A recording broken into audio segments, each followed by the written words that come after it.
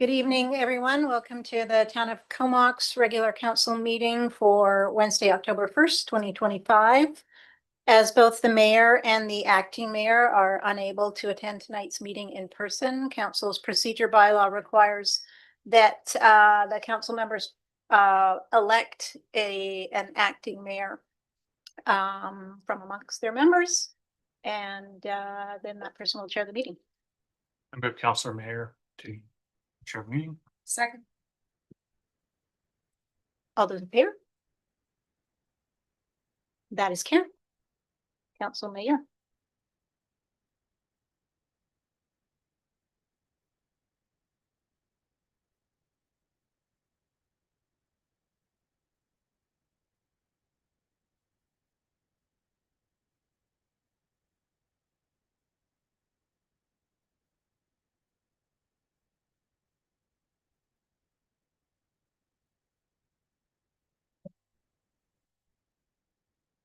All right. Welcome everyone to the regular council meeting for Wednesday, October 1st, 2025. We respectfully acknowledge that the land on which we gather and work is on the unceded traditional territory of the Comox First Nation, the traditional keepers of this land. And you already called to order, yes? Yeah, okay. So our first item is introduction and approval of late items, but we have nothing. So we will move on to adoption of the agenda. Second. All in favor?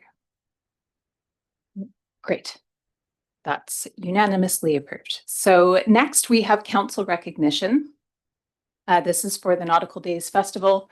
This is recognition for David Stevenson and Paul Ball. And I'm going to pass this to Councillor Kerr and Councillor Haslett. Thank you very much. Good evening, everyone. Tonight it's my privilege and Councillor Kerr's privilege to recognize two very dedicated members to our community, Dave Stevenson and Paul Ball, for their outstanding contributions to the Nautical Days Festival. This is one of Comox's most cherished events, and the tradition could not carry on without dedicated volunteers like these two.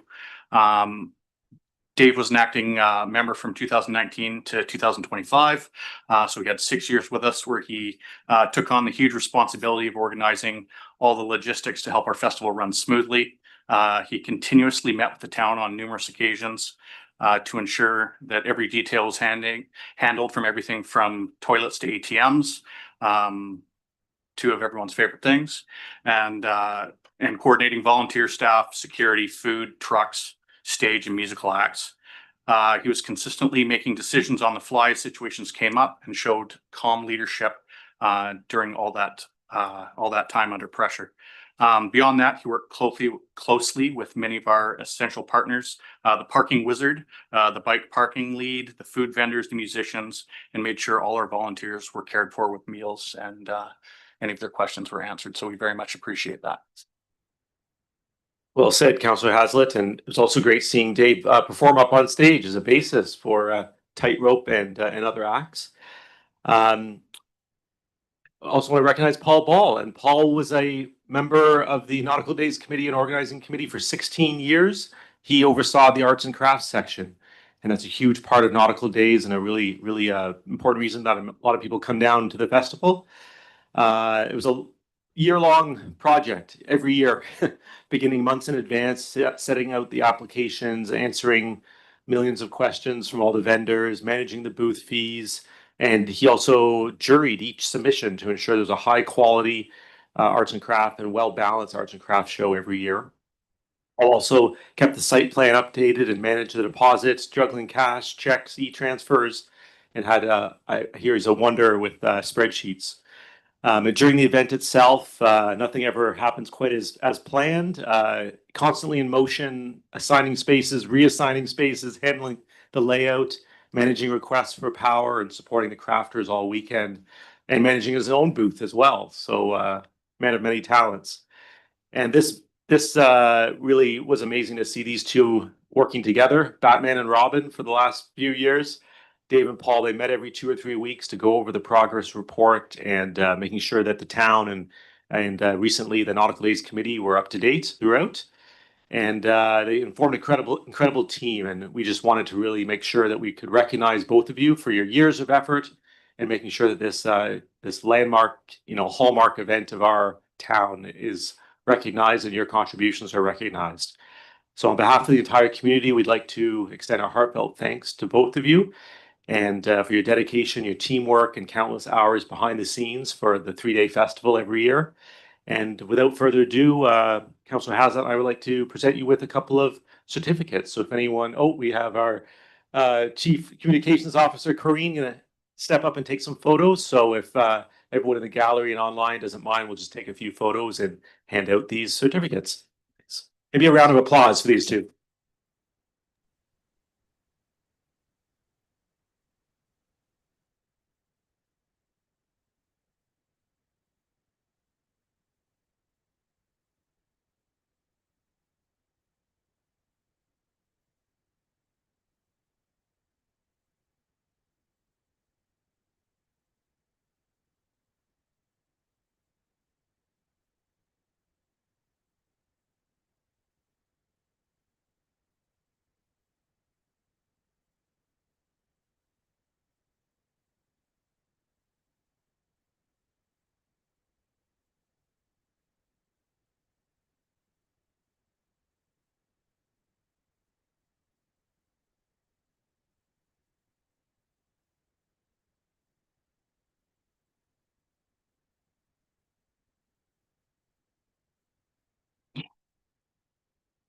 Wonderful. Thank you so much, David and Paul.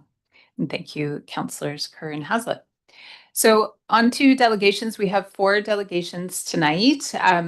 Each delegation has 10 minutes to speak, and we will follow with the opportunity for council to ask questions. And we'll leave a little bit of space for folks to come and go as they please between delegations. So up first, we have the solid waste management plan from the Comox Strathcona Waste Management Services and the Comox Valley Regional District. And we have Sarah Willey. Welcome. Thank you very much. Appreciate your time, Council. I got this one. Perfect. So recognizing my 10-minute constraint, I'm going to speak quite quickly at the beginning, and thank you very much for having me. As acting mayor mentioned, my name is Sarah Willey. I'm manager of planning and policy with regards to solid waste at Comox Strathcona Waste Management Service. I've been there about 6 years now, and we're working on our solid waste management plan. So it's this long-term vision. It's, I'm one of the few people that doesn't have to have their head in the sand and deal with reactive day-to-day operational challenges. So we came and we spoke to you last spring. You may recall, many of you were present, and we updated you. So we wanted to give you an update on how the last 18 months have gone and kind of where we're at as we're at a critical point here. So it's our long-term vision, and we're looking forward to how we're going to increase that diversion. The Ministry of Environment and Climate Change, they changed their names now. It's Environment and Parks. It's changed its name 3 times since I've been here in 6 years. They are really looking for us to keep on top of the evolution of the waste. And, we've certainly got growing population and growing needs, COVID, etc. We want to produce less waste. We're kind of in the middle of the pack as it comes to regional districts. Our neighbors to the south are certainly excelling, and we've got some things we can learn from them. And we're sort of past that capital intensive period within our service where we can look at more programs and really drilling into the nitty gritty. So as I mentioned, we were here last year. We were just wrapping up kind of step 2 and leading into step 3, where we're really going to start digging into the options. So last year we conducted a series of technical memos, some with consultants, some developed in-house, all of them informed through our advisory committee. That's made up of technical members, including staff from the town of Comox, Craig, as well as members of the public. We met regularly to educate them and sort of inform them about some options around diversion opportunities and different aspects of solid waste. And as well, that was informed by our previous consultation with the public and yourselves on what we can do to improve the solid waste service. So summarizing all of that was kind of the winter's activities.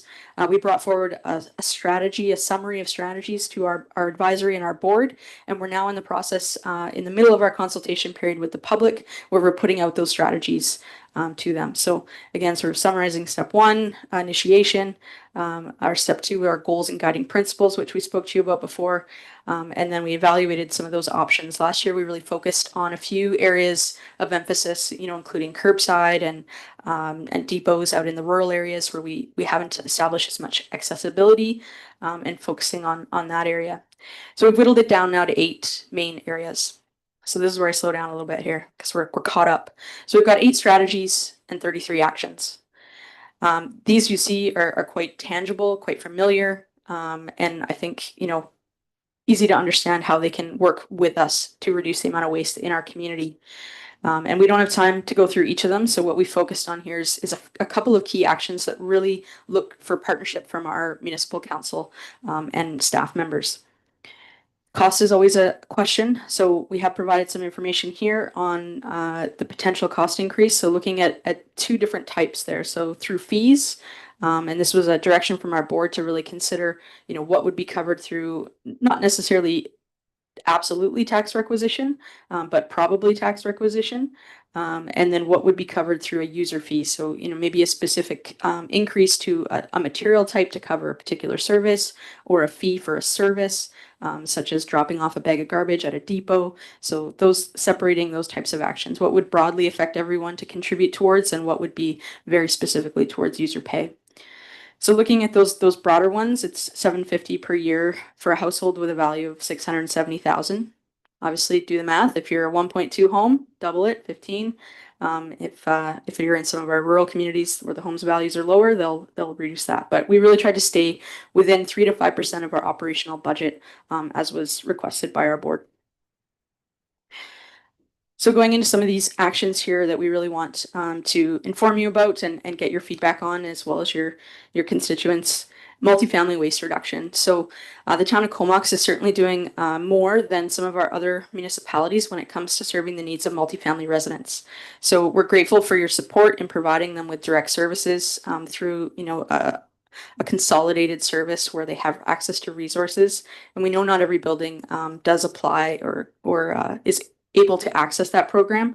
And that's where we had our educator last year work with a few buildings to really explore, what that curated service takes and how much effort it is, so that we could properly resource this. Expanding is difficult. You have a lot of existing buildings with challenging areas. Where are the garbage cans? How accessible are they? Inside? Are they outside? Is there room for diversion? Is there even a space? So looking forward, we really want to see development applications be considering 3 streams. So looking at organics diversion, looking at recycling, maybe even considering expansion of some of those areas in the future, but having it not be the last thing that's considered in development permits. And we'd welcome having input into that if that lessens the burden for your staff. Also looking at expanding organics collection in multifamily buildings. And again, that might be something that the regional district takes on in terms of supporting, but we really would look to have the private sector involved in that as well. When it comes to our organics facility, we're still managing contamination challenges from the single family. So we certainly proceed with caution on that, because there's significantly higher contamination issues with multifamily. So that would be a longer term goal for us. Strategy 5 is improving industrial, commercial, institutional waste reduction and diversion. And this is a bit of a tricky one for us, because sometimes, it's just so many different sectors combined when it comes across the scale. But we really know that it's a significant area of waste reduction that we can target. So leading by example, we in our office building just recently introduced organics diversion, and it's certainly significantly reduced our waste that we're generating. Paper towels are probably more than 50% of our organics that are going in there. And that's not going to landfill now, that's going to our organic stream. So we encourage you to consider, your administration building, your operational building, your fire hall, those sort of closed cell units first, and then look towards your public facing buildings. So looking towards your rec center and other facilities. On that note, events, we do, work closely with the Philberg and Nautical Days and support them with their waste diversion efforts. And there is a strategy specifically speaking to that, an action, I should say, speaking to that and supporting them with additional infrastructure needs. On strategy 6, it's really targeting construction demolition. And this is a really difficult one. as you can imagine, once that excavator gets in there and just starts crunching away and putting that mixed material into a bin and that bin arrives with us, it's a lot harder to tease out the recyclable materials at that point.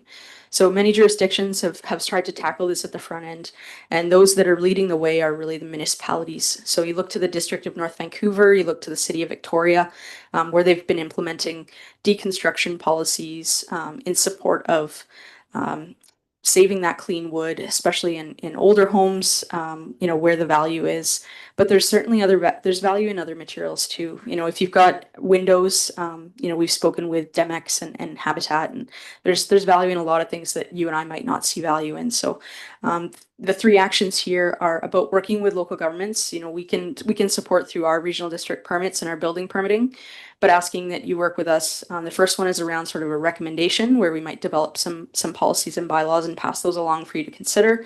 The second one is really us staffing up and providing a resource to go and conduct a pre-demolition assessment of a home that's been slated for demolition, and really taking a boots on the ground look at what's reasonable for that building to divert, and then requiring that diversion of that homeowner or that building. So consideration for those two policies. And again, we're looking to support you in that, not to set you astray. And then action 23 is local governments. This one, I read this and I went, is that really what that says? Because that's so confusing. So I apologize for that. But it's really about looking at how to expedite the relocation, the deconstruction, the moving of homes. We hear that from the industry, that's a barrier for them, that if they can have the ability to work on deconstructing a home with certainty, that there's going to be a development that's going to move forward, they'll give themselves the time to do that if it can be expedited. Example is a building across the street from us, single family home right across from the office. We watched it. It gets knocked down in 2 or 3 days. It sits vacant. It had been fence around it for a year. It sits vacant then for a couple months, and then they start construction. That takes a year. It's just identifying that there is time on either side of that. It doesn't have to delay the efficiency of construction, but it needs us to work with them. Sarah, just letting you know you have about 1 minute. Good. I've got very few slides. All right. Strategy 7, equalizing access to services. So the main impact for town of Comox residents was, of course, the closure of the depot, the private depot that was on Anderton and was not pursued to reopen. So we certainly identify that, and we've looked across our whole region as to sort of where those gaps are and how we can support. What we're looking at is sort of a 20 to 30 minutes to a depot for residents as a convenience level standard for urban residents. And action 29 is looking at businesses and households to separate their garbage, recycling, and compost. So that's an approach called mandatory waste generator source separation. And so that's sort of empowering the sector, the waste haulers, when they go to a customer to say, you actually have to do this, it's required. So now let me serve your needs, and let them quote on it and let them figure it out. So not necessarily us providing that service or you having to provide that service, but it's giving that strength in conversation to the haulers when they go to speak to businesses and promoting diversion that way.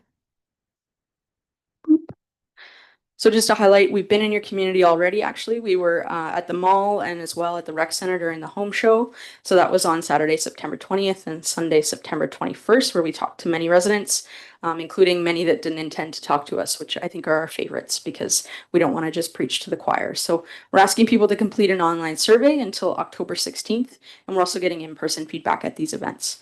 So we welcome you to go to our website, let your friends, your network know, and thank you for your time. Awesome. Thank you so much. So we will take questions from council, mayor and council. And maybe I'll just start. You mentioned that we have ongoing contamination issues with the household organics. Can you tell us what is going in that shouldn't be there? It's a lot of plastic, a lot of odds and ends, the things you would never think that anyone would want to put in there, but it's primarily plastic that's still the biggest challenge. So it adds up, even if they're small pieces, but plastic bags, compostable or otherwise, are not accepted. And that's the main challenge. And it's difficult for us to separate those without making them just smaller and causing further contamination. We want to keep the product quality high so that material moves. Great, thank you. And over to Councillor Hazlitt and then Mayor Minions online.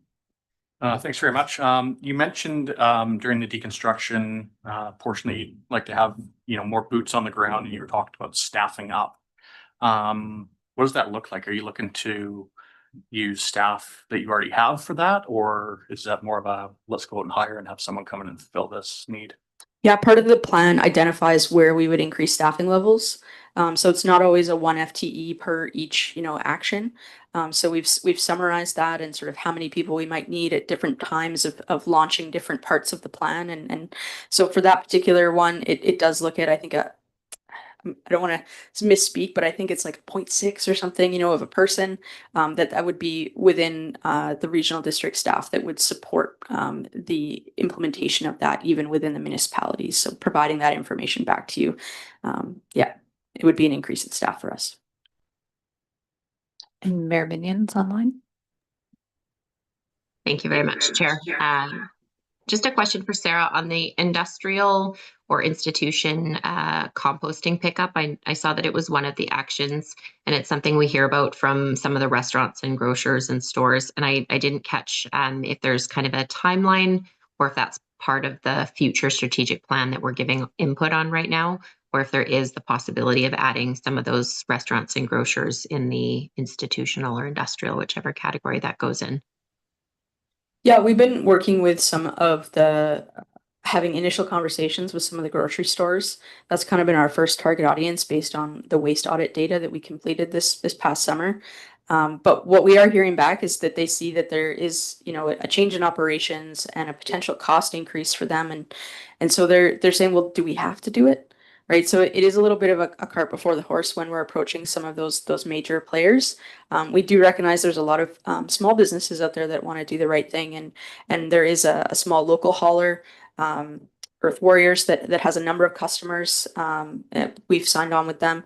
And then we have been talking to the large haulers to approach some of their existing customers as well. So that opportunity is there and has been, in the works. But for them to pick up from non-single family homes, they need enough of a route. So they need enough to fill that truck. They're not going to go and pick up from 2 and then come back to the landfill. So the opportunities. The scale needs to be there for it to happen unless it's a smaller company. It's kind of in a volunteer phase right now, and that's where they're challenged to get the customer base. Okay. Can I ask another quick follow-up question? Yeah, go ahead. Thank you very much. With the stratas that are potentially opted out or didn't have the right access, what is the process for a property management or a strata management company or a strata to inquire what they would need to be able to join onto the larger recycling and composting program? Yeah, they can reach out to ourselves through our general inbox. They can reach out to me, and I can connect them with Lindsay Eason, who's our community educator. She's been working one-on-one with buildings to try and navigate that. We certainly support that.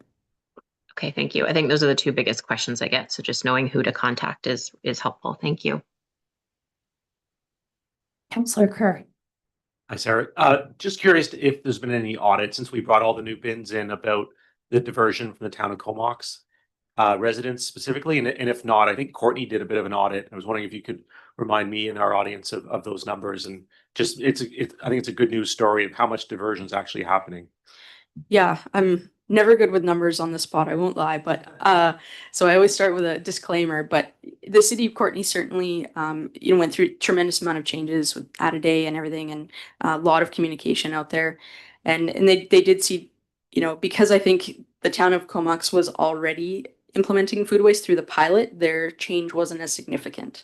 So it's not that you're doing worse, but theirs was more dramatic because they did not have food waste initially. So I believe it was a 40% reduction in garbage from their single family homes and a 20% increase in organics from their previous amounts, yard waste only. So certainly that's great for us to see. We still see we see more contamination with organics picked up in carts than we see with organics picked up manually.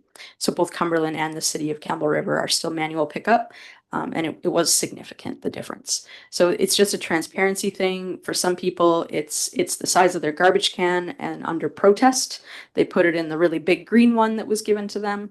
And we definitely see that. And yeah, it's anecdotal, but also came through in the waste audit as well, that we'll be presenting results to our board this fall. Any other questions from mayor or council? Just one more time, Sarah, what's the window for feedback, and when can we expect to hear back from you again? Yeah, October 16th is the end of our online period of consultation. And of course, we're in community all around our service area before then. After that, we'll, prepare what we heard report, bring that to our board, adjust strategies and actions as needed. And then our anticipation is that we'll be pulling all of that together into our draft plan to bring back to our board and submit next early summer. So sort of targeting June, if earlier if we can. So we would anticipate providing that draft plan back to council before that. Wonderful. Thank you so much for your time tonight. Thank you. And next we have Sean Vincent from Simba Investments about pre-zoning properties and stormwater management bylaw. Welcome, Sean. Is that on? Thank you. Thank you, Mayor and Council, for having me tonight. I'm here representing my company and my partner, Georgie Giavev. This company, and we have a joint venture on the properties located at 1000 Pritchard, 1603 Brighton, and 1194 Pritchard. We purchased the properties about 5 years ago. And we purchased the properties, and some of you know this, so you'll have to excuse me just for the quick overview of, where we were and where we got to today. We purchased the properties about 5 years ago after receiving a letter from Mayor Arnott about the possibilities of developing properties and solving individual properties' stormwater issues. It sounded good, and we proceeded to buy the first property at 1000 Pritchard from Fayek and Sue. They had the property for approximately 25 years. Tried to get something done on the property for about 20. I think a lot of the councillors around the table that have been here for a while know about the history of that area. That Bill Taves has owned his property for 40 years. So there's been some challenges out there. When we got that letter, we talked to staff, talked about the different scenarios. We decided to purchase those properties after doing due diligence with the town, and proceeded to engage with planning staff and engineering. And request was made that we partake in the possibilities of a regional solution. So with that, we talked to Marty Peterson, the fellow that owned the property at 1194 Pritchard, purchased that with the prospect of building a pond down there so that more properties could come into that area.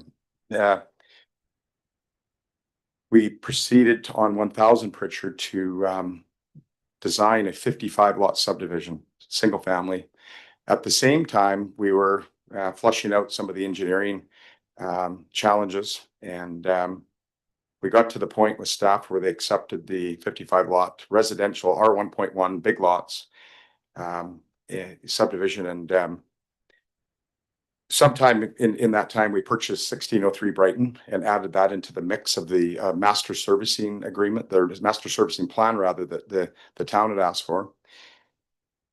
We got the first preliminary budgets back from McElhaney to service 1194 light industrial development, about 63,000 square feet of buildings, 55 lots and 10 lots, 10 estate lots at 1603 Brighton. Following the stormwater management plans and the servicing plans, the preliminary costing projections were $21 million. That works out to just over $380,000 per lot on 55 lots. That didn't include the lots at Brighton, actually. Well, at that kind of cost for servicing, plus the land cost, that we were left in a position with the looming turning economy that we couldn't move forward with the residential subdivision. When the province came out with their Bill 44 and the demands on communities to create housing stock, I had a meeting with Mayor Minions and Jordan, and we talked about the prospect of building fourplexes on these 55 lots. We thought, gosh, we can go from 55 single family lots that don't work. We could add all these doors and it might work. Well, again, with the economy and the layout of the lots, they weren't conducive with the town's bylaws for parking and a variety of other things. So the second leg of the province's request again was this. The second leg was not the SHMU, but this housing stock. And we thought, Georgie and I talked, and we thought, well, we'll wait because our properties are really set up for multifamily. Jordan and I had conversations through the single family process, and there was a request from the town that we actually indeed did enter a rezoning process. As developers, we asked for time assurity. We didn't want to be on a never plan for rezoning, which unfortunately, that's common with the communities in the Comox Valley, and we just weren't prepared to get into that kind of scenario. So from a business perspective, high interest rates, not much happening in the market, we decided that we would wait to see what was unfolding with the town's process with the consultants. And we're having conversations with staff and council, and we believe that the town was actually on a track to look at pre-zoning our properties based on some of the conversations we had, and they were all preliminary. The last update, we've attended most of the meetings, the meetings here, the meetings with consultants. The last meetings here, our properties didn't even hit the maps, which was very alarming to us. I had questions from councillors on why our properties weren't included in the the potential housing stock that Comox was looking at. So that's basically, the first part of my reason for being here is that we believe that the downtown product is great. The pre-zoning you're looking at downtown, the Anderton corridor is great, but reality is that pre-zoning and changing colors on maps doesn't necessarily get the town of Comox housing units. We've got properties that there's challenges, there's servicing challenges. I want to get to that in the last half. But we've got properties that we don't have a lot of neighbors. The neighbors we do have, we've engaged with, and they're actually quite supportive of a multifamily scenario. And multifamily meaning a mix of 6-story buildings, 4- and 6-story buildings, and townhouses, duplexes, possibly triplexes. And it's a housing stock that we can ourselves or someone else, we've got the properties for sale, or investors can move forward, and the servicing costs get spread out over a whole bunch of doors. So it makes it more palatable and realistic economically to try to do a development. Now, here's the issue with zoning these days. The province, all these communities around the province over 5,000 are having to pre-zone all these properties and have them align with their OCP. So investment money is going to follow that. Investment money is going to go to communities where properties are in the OCP, they're zoned, and they can look at the zoning and know what they're actually putting their money into. The appetite for investment dollars and developers to come into a community and look at rezoning properties after this big process has just occurred, it's not that appealing. It's not that comforting to a prospective buyer or an investor that they would undertake that after a town just went through a big 2-year process. So we're in a spot. We're close to CFP Comox. We've had conversations with both the local people and an acquisitions team. They're preliminary conversations. Jordan and I have talked about this. He's talked to some of the people that I've talked to. There's opportunities, there's potential for opportunities. But in today's climate in development, everybody has to do as much as they can. We have to do as much as we can. Our banks and mortgage brokers have to do what they can. And the town, if the town wants housing, the town has to come forward and do everything they can. And in this case, we think about staff time. We think about a rezoning after staff's just gone through this process for the last 2 years. We don't want to enter into a rezoning process of a year or longer. So our request is that, and we're not sure why our properties haven't been included. We believe they should. They're not affecting any immediate neighbors. It's a good location with respect to the base. The second part is, and I'm not here to upset anybody tonight. And you have about 1 minute left. Okay, well, that's good. It'd be harder to offend anybody. We can't put any more money into these lands without knowing that the town supports multifamily rezoning. It doesn't make any business sense. And there's no guarantees, what'll happen in the future with the properties, but if they're zoned multifamily, we can actually start to flush out the servicing requirements that right now there's a bunch of questions on. We believe, and I talked to about a half a dozen developers today that have had experience in Comox. We believe that there's solutions outside of the existing servicing bylaws. And that's something that we have to work with the town on. And I know that there's resistance on some fronts, but there is engineering solutions to manage stormwater and other services that are outside of what the bylaws are prescriptively saying. Engineering solutions. So I'm hoping that we're going to get some questions, but thank you. Perfect timing. Thank you. And we will turn it over for questions, beginning with Mayor Minions online. Thanks, Chair, and thanks, Sean, for the delegation. I think the biggest challenge is, and I can't speak for all of council, of course, is on a pre-zone, those servicing solutions have to be farther along or in place. I think the purpose of a pre-zone is something that's ready to go. It doesn't have roadblocks that we can rely on to see immediate housing supply. So I don't think the multifamily is really the challenge. I think it's that there's engineering solutions that we're hearing are out there, but we haven't had them in front of us. And so I think that's, I guess, my biggest question back is, if there are these engineering solutions, how do we get them to be brought forward? Because we, from my historical memory, had a plan that worked for the development community. Unfortunately, costs have really changed and escalated. But as a council, we have to stick with what we're being told is, environmentally and ecologically possible. So I guess the question is, from your perspective, what is the solution to bring an engineering solution that is actually what is the engineering solution, or how far are we away from that?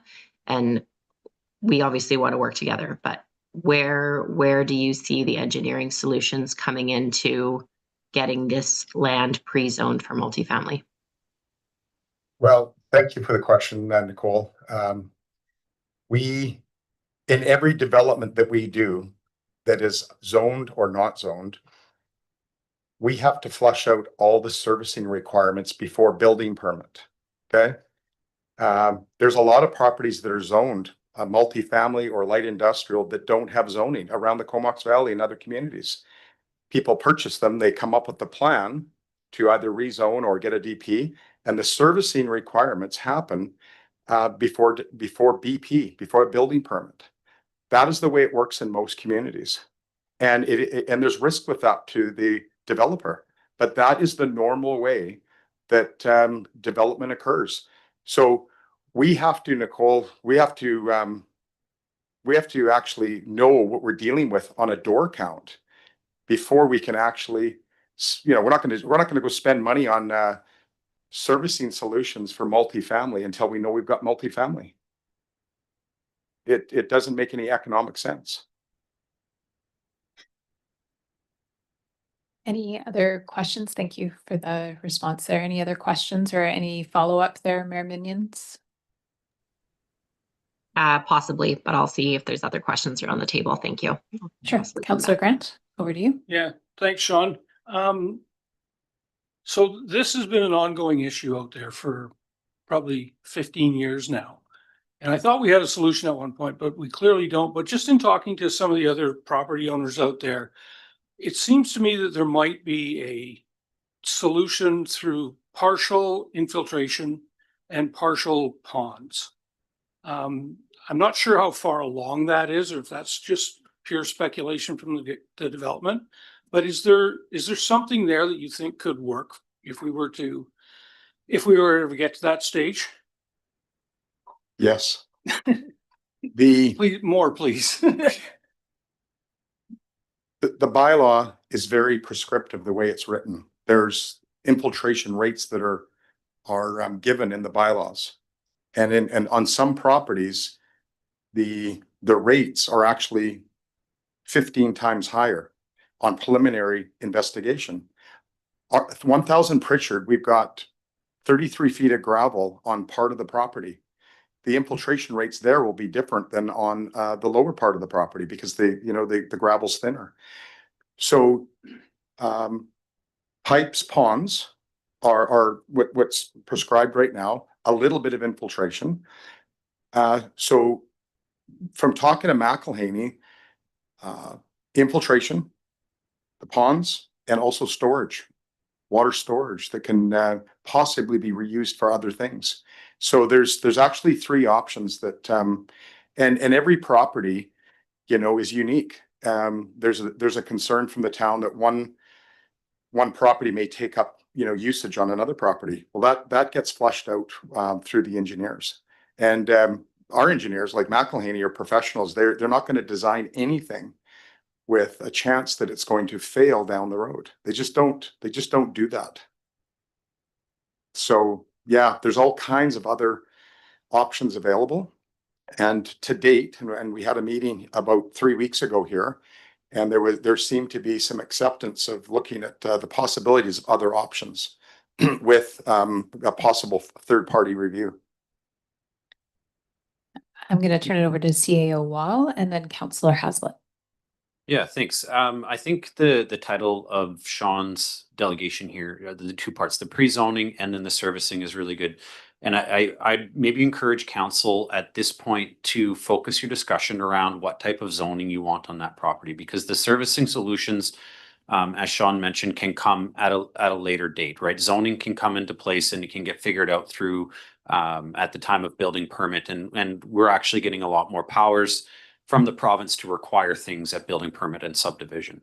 So the first question that needs to be asked, that council is going to be asked to answer, which is going to be at your next meeting in October, is where do you want to do the pre-zoning? So I just worry about us going down a really long conversation around a servicing solution, which will come at a later date, when the first decision that council is going to make is what zoning do you want to have at this property? And so I think maybe for today, focusing on questions of what type of land use you want in that area and when you want to give that land use designation is probably the best use of council and the delegation's time. Thank you. Councillor Haslett. Well, I wanted to talk about stormwater, so I'll reserve that for a later meeting. Right. Opening the floor again. Any other questions? Maybe focusing more on the pre-zoning. All right. All right. Thank Thank you. you. Thank you very much. All right. Next up, we have Rachel Rickard from Seymour Pacific Homes, and this is about the property at 2123 Hector Road. Welcome. And you have 10 minutes. Thank you. I have just a couple slides. And remind me, I use this to toggle through.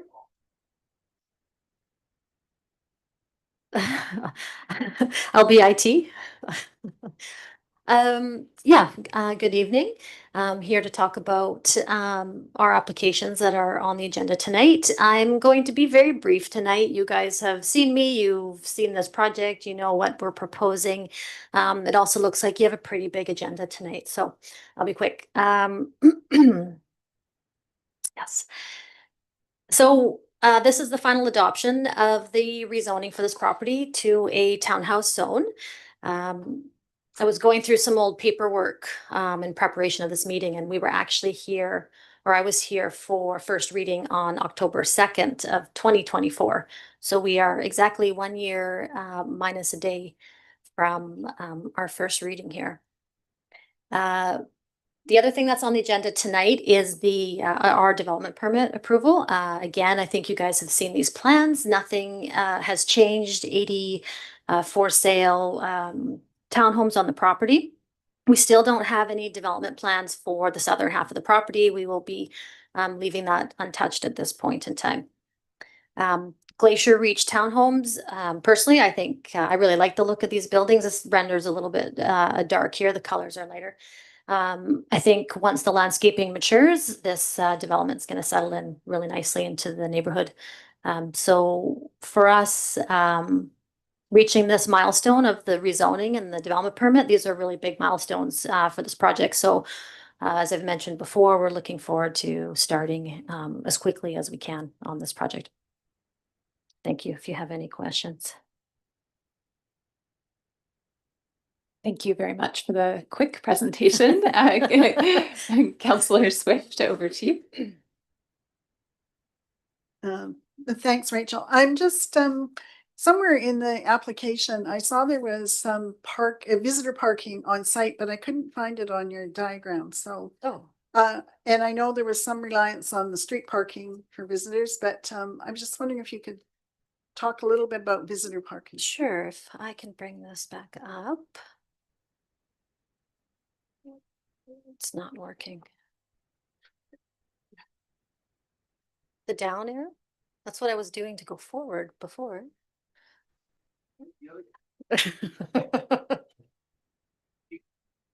Oh, yeah. Oh, there it is. Yeah. So there is, we have a lot of projects, so I don't have these numbers off the top of my head, but I can.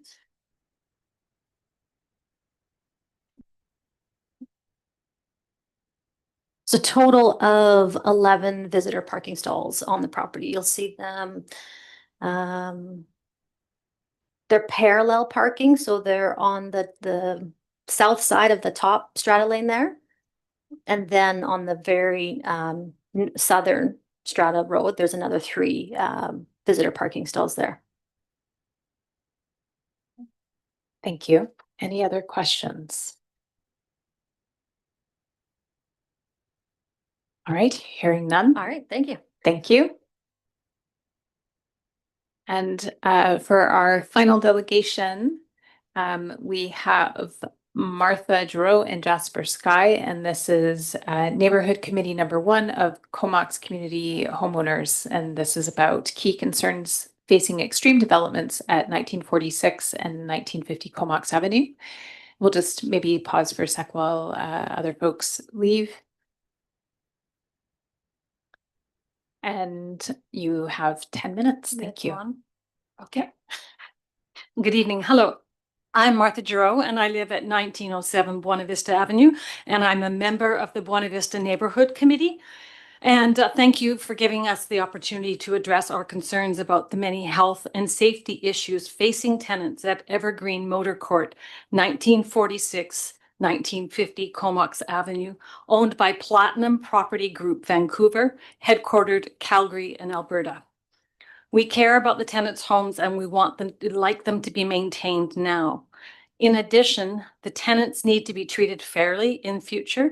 The proposed development will displace the existing renters. For your information, one tenant has already made the decision to vacate voluntarily because he is slated for heart surgery and his home was deemed unsuitable for post-operative recovery. With our names and addresses redacted as per required protection of privacy rules, we submit this petition to ask the town not to continue spending time of the town planning department until the developer, PPG, comes forward with an acceptable plan to compensate and rehouse the existing tenants. So that's our first one. Thank you. At the July council meeting, the developer, PPG Platinum Property Group, committed to tree retention on the proposed site plan. They identified it as Cascadia Park, area number 2, and the committee commends this commitment and pledge by PPG. The committee, however, asked the town to keep PPG to this promise. The property has 40 mature conifers and 6 impressive maples, which are primarily along the western property line. This tree canopy aligns with the proposed park area by PPG. Properties along Buena Vista, a 2-block avenue, account for over 270 trees, an invaluable canopy of mature trees. Please note that there is an active group of neighborhoods in the neighborhood who are at the moment recording and plotting where these mature trees are located, and a map will be submitted to the town eventually for review. As our climate increases in temperature, maintaining a forest canopy is essential. Our tree canopy captures and moderates the heat. Please guarantee the town will keep this valuable ecosystem for the flora and fauna, and in particular for the great birds, the blue herons, the eagles, the horned and bar owls that live in the Buena Vista, Queens, and Comox Avenue neighborhoods. Please accept this petition for tree retention, and I thank you very much for your attention and the time. I made it sweet and short. Thank you. That's everything? Yeah, okay. Thank you. Any questions? Yeah, Councillor I'm just Grant? wondering, maybe Randy can help me on this one. I know that these guys showed up in town on that property about 2 or 2.5 years ago. And then we've heard very little from them since. What stage of the process would they be at right now? And secondly, it was my understanding, and maybe I was wrong, but that the tenants would be relocated, that was part of the deal. Through the chair to Councillor Grant. The applicants applied a couple of years ago. It's stalled out. Staff were working with them on several items. The most pressing ones that needed to be decided by council as staff were at an impasse was to do with the road dedication on Ivy Place and the access from Comox Ave. And those were sorted out at a meeting a few months ago. So moving forward, they will likely be coming once the new OCP and zoning bylaws are adopted is when we will be bringing it back to council. In terms of the tenant relocation, staff have continually expressed concerns about the existing tenants on the site and have let them know that that they're going to need to come up with a more comprehensive plan as a condition of the zoning when we bring it forward. Yeah, so fundamentally, we've got an application in. Part of the issue with processing this is there's been a difference of opinion between staff and the developers whether or not the application is complete. Staff feels it's not, and one of the outstanding items is the tenant relocation package. They understand that's something that we need to see. Ultimately, because it's a rezoning, it's something that will be decided by council when the rezoning application is placed in front of them. Yeah, thanks. And I've seen, like, they've come and they've shown us pictures of developments and mock-ups of what it might look like, but I've never seen an actual design for a building on that property. Is there such a thing in yet, or are we not even at that stage yet?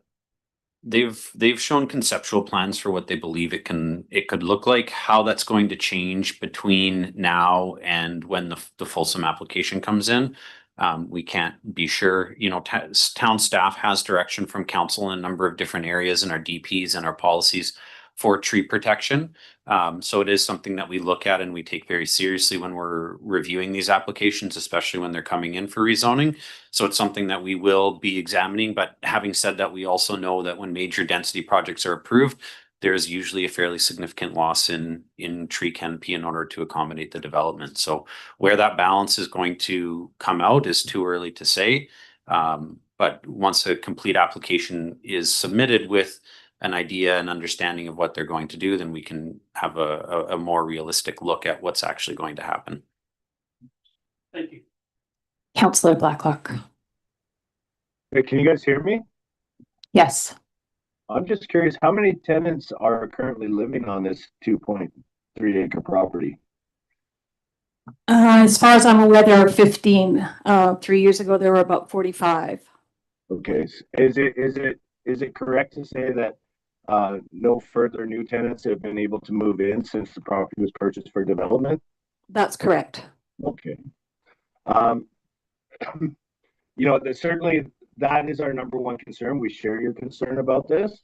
And I look forward to seeing an application come through fully complete so that we can have time to review it fully.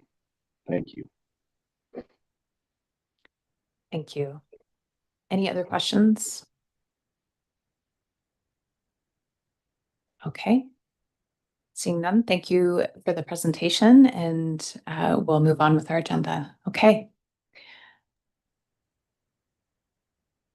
We'll just give a moment for folks to leave.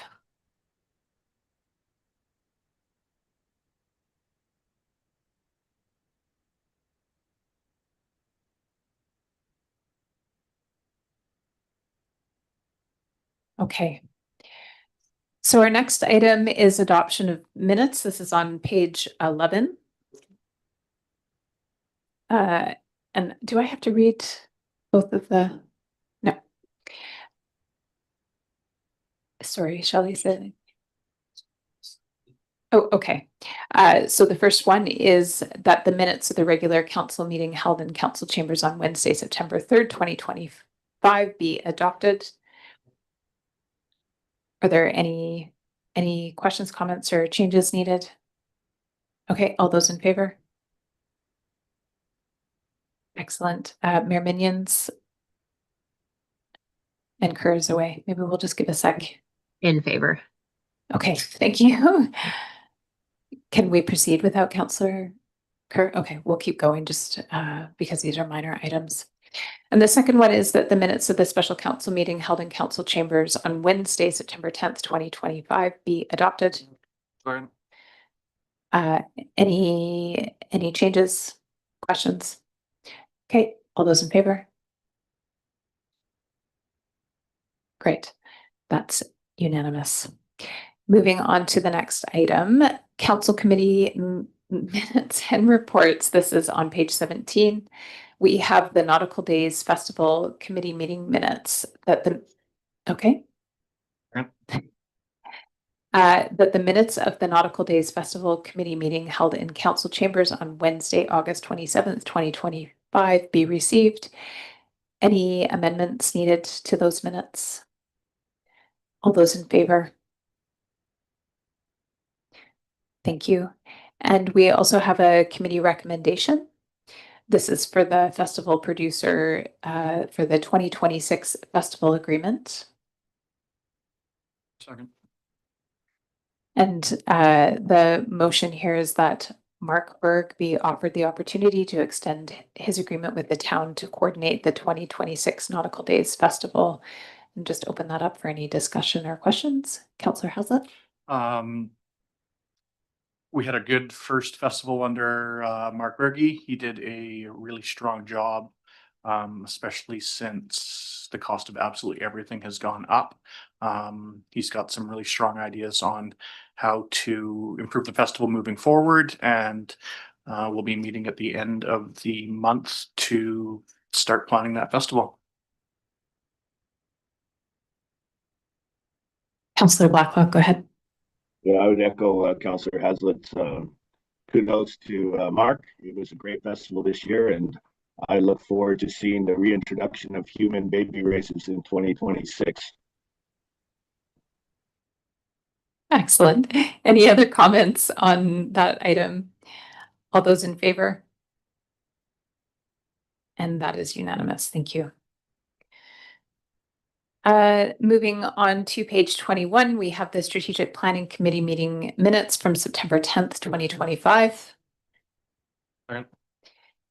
that the minutes of the Strategic Planning Committee meeting held September 10th, 2025 be received. Any amendments or questions or comments on those? And all those in favor? That's unanimous. Thank you. Just a process question. Sorry, do I have to read the every motion? You don't technically need to. You can just say as presented. Mayor Minions prefers to read it out just for people that are following along online. So it's up to you. Okay, I will stick with Mayor Minion's convention. So we have committee recommendations. This is from the official community plan update.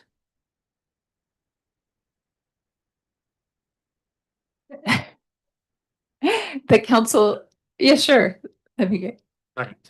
The council supports in principle the draft development permit area guidelines as presented in attachment A of the September 5th, 2025 report from the Director of Development Services titled Development Permit Areas. And opening that up for any questions or comments? And all those in favor? Not. Sorry, can I see that one more time? All those in favor? Yeah, great. Thanks. It's unanimous. Moving on to the consent agenda. Thank you. So we have items 1 through 15, and we will open the floor for anyone who wants to discuss any of those items, beginning with Councillor Grant. Can I pull up? Go ahead.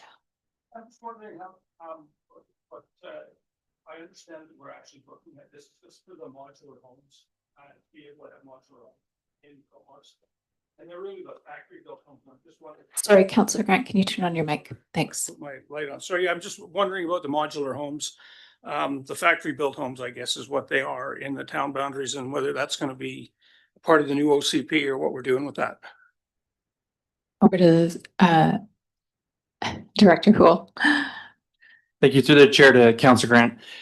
Yes, in regarding to the modular homes, staff have recommended that it be included in the zoning bylaw update, that it'll specifically speak to permitting modular homes as a form of development, whether that's in single family or just as a method of construction, doing modular commercial buildings or wherever the case may be, just being as flexible as possible. Perfect. Thank you. I think these are actually, you know, as good or better than homes that are built on site. And I think we should be getting going on this as soon as we can. And Councillor Haslett, and then Mayor Minions. 14, please. We have a seconder. Second. So this is just a request from the Comox Valley Potters Club. I'm reaching out to the Stair Center as they have a kiln there to touch base with these residents to look for a meeting space. Thanks for the update. Any other questions or comments on that? Okay, Mayor Minions. Thank you. Sorry, I'm just jumping back and forth between screens, so I apologize. I just wanted to pull out 7 for Birdie Box Indoor Golf Simulator for mobile golf proposal. Second, I was just going to pull that one out too. You pulled out the modular homes, which I was really interested in hearing if that was in the new plan. So there we go. I spoke with Dennis and just basically connected him with the golf course director, and he's meeting with them. So obviously out of council's wheelhouse, and then just connected him with our planning staff on how to get his building licenses. So I think he's had some success there, and he's looking at getting up and going in 1 or 2 locations unknown about the Comox golf course. But I just wanted to say I did connect in with him, and that seems to be a really growing business in multiple communities. There's one in Courtenay, 1 or 2 in Comox, and the one in Campbell River now. So just wanted to say I did respond to that based on our love of golf. Thank you. Thank you. And Councillor Haslett, was this a comment or question on this item, or did you want to pull out another item? Okay, over to you. 15. And that's the Lancaster Park changes. Do we have a seconder? Second. So I was looking at this over the week, and it looks like I believe if staff can correct me if I'm wrong, but it was updates to the irrigation system. This resident lives quite close to the area, and I think that they believe that we are already going in and updating the park to start laying out splash pads and buildings. And from what I understand, that's not happening yet. They'd also reached out to us with respects to some engagement in the event that that park was going to go through some major changes. Can staff correct me?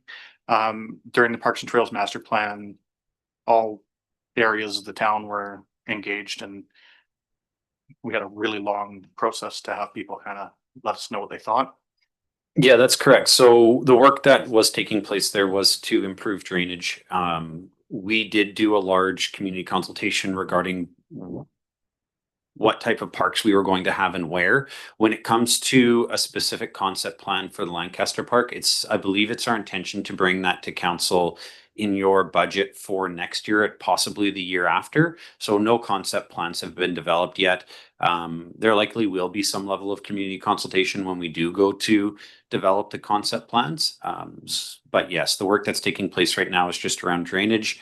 The fact that that park was going to be upgraded to a higher service level park, consultation, that was publicly known, and consultation was included in our Parks and Trails Master Plan. And then the specific upgrades for the park are yet to be developed. Thank you. Now, when something like this comes in, does staff reach out and let them know that, no, we're not going in at this point to update the park. We're simply doing, maintenance and irrigation, and that the steps to follow are further down the line? Or yes, we normally do, but I believe Mayor Minions may have had that conversation already. Mayor Minions is confirming yes. And Mayor Minions, did you have comments on this item, or did you want to pull another item? I was going to mention that I had reached out there was about 3 or 4 inquiries on that. And so I kind of sent out a message on what was happening and what would be happening in the future as like a blanket one. But I was putting my hand up for another item, so I will be in the queue. Excellent. Thank you. So Councillor Kerr is next, and then we'll come back to you. Can I pull out number 5, please? Second. Thank you. So this one was from a resident talking about the traffic issues and the sewer line. So we just had a meeting about this morning, the CVRD with CVRD staff and the Sewage Commission leadership team, and we have a meeting next week to discuss. I just want to let all residents know that this project is still ahead of schedule by about a month and still under budget. And for $100 million project, that's kind of unusual to be under budget and under time. The discussion will be coming soon of when to open up the two-way traffic on the hill. So thank you to all Comox residents and residents of the Valley for your patience. But that's in the near future, assuming the weather cooperates with us and we can get some asphalt laid down. If you've been past the roundabout at the top of Glacier View, you'll notice that it is almost complete. And once the asphalt goes in, that will be a functioning roundabout in the short amount of time. And then once the Rodello roundabout is complete after that, then it'll be open. So stay tuned, folks. And just to correct one of the misconceptions, asking about when the pipe's going to be laid down on the hill, the pipe's already laid down. 99% of the pipe is already in the ground. There's one small section down by KFN that needs to be just connected up. But yeah, pipe's in and the roads will be opening soon. So thanks to everyone for your patience. Thanks very much for the update, Councillor Kerr, and over to Mayor Minions. I just wanted to pull number 13 from Chair Cole Hamilton from the CVRD about the elected officials forum. I'll second that. Okay, perfect. I just wanted to really briefly mention that the RSVP for that is due by this upcoming Monday for the forum on the afternoon of October 16th. And unfortunately, I'm not able to attend that afternoon. So if there's elected officials from Comox that are able to attend, it is a twofold, it says, meeting in regards to an update on what's happening at the Comox Valley reconciliation table. And also they are looking for feedback on their creation of the Housing Corporation, which I know we're not a part of, but if we do have some representation there, the RSVPs are due Monday. So I just wanted to highlight that letter from Chair Cole Hamilton with the Monday deadline in 5 days. Thank you. I've already RSVP'd and I will be there. Beautiful. Thank you. Anything else from the consent agenda to be discussed? Okay, hearing nothing, we will move on to unfinished business, starting with item A. Tanya Massa, Tourism Development Specialist with experience Comox Valley. This is the revised CV Tourism Strategic Framework. We need to move that, or? I don't think we need to move it because everything has been moved, but let's just check in on process with CAO Wall. That's correct. So the council, you've adopted the agenda. You don't need to receive anything else. We usually don't have an unfinished business section this large to go through, to be honest. Maybe I would just start with A, is there any action council wants to take? And if nothing, move on to B and then move forward that way. Okay, thanks for the guidance. Any actions that council would like to take? Councillor Grant, you look like you might want to say something, but I'm not sure. Well, I was looking to Councillor Blacklock because he's on the BIA board, and I think Okay. we've been discussing this. Okay, great. Councillor Blacklock. Yeah, I mean, it's not just the BIA.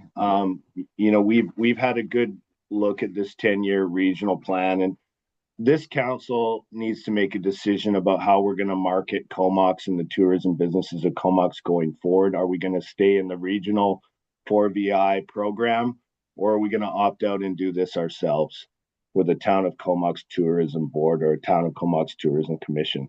So I would like to give a notice of motion that we at least have a conversation or explore the possibility that our interests in Comox may be better served by having this done in-house as opposed to continuing to pay into a regional service, which is going in a direction that doesn't seem to fully reflect what we're trying to do in Comox based on our economic development plans and our downtown Comox action plan. Enhancement it should be focused for us on the downtown and the marina, and the plan as this 10-year plan exists regionally. I'm not sure that we're going to get the best value for our dollars by going with this route as to not going with an in-house solution. So, it is my intent to bring a motion at an upcoming meeting to at least ask to explore the idea of a made in Comox tourism bylaw or tourism commission. But at this point, I think it should be on the table for discussion.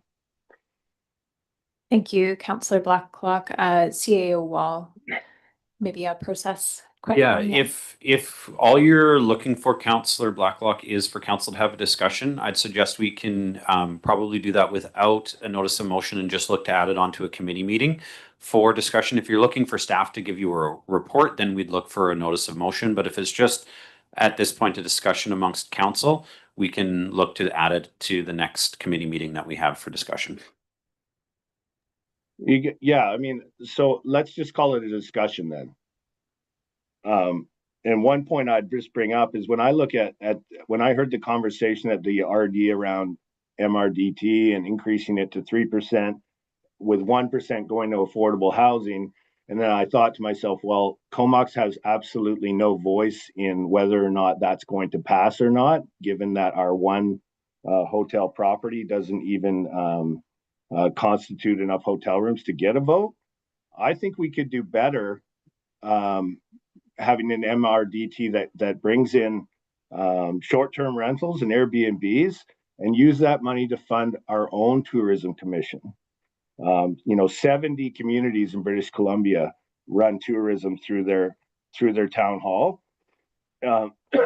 Most recently, I've done some private work with Powell River, and they've been very successful in bringing residents to their town through boater marina, destination marketing, excuse me, as well as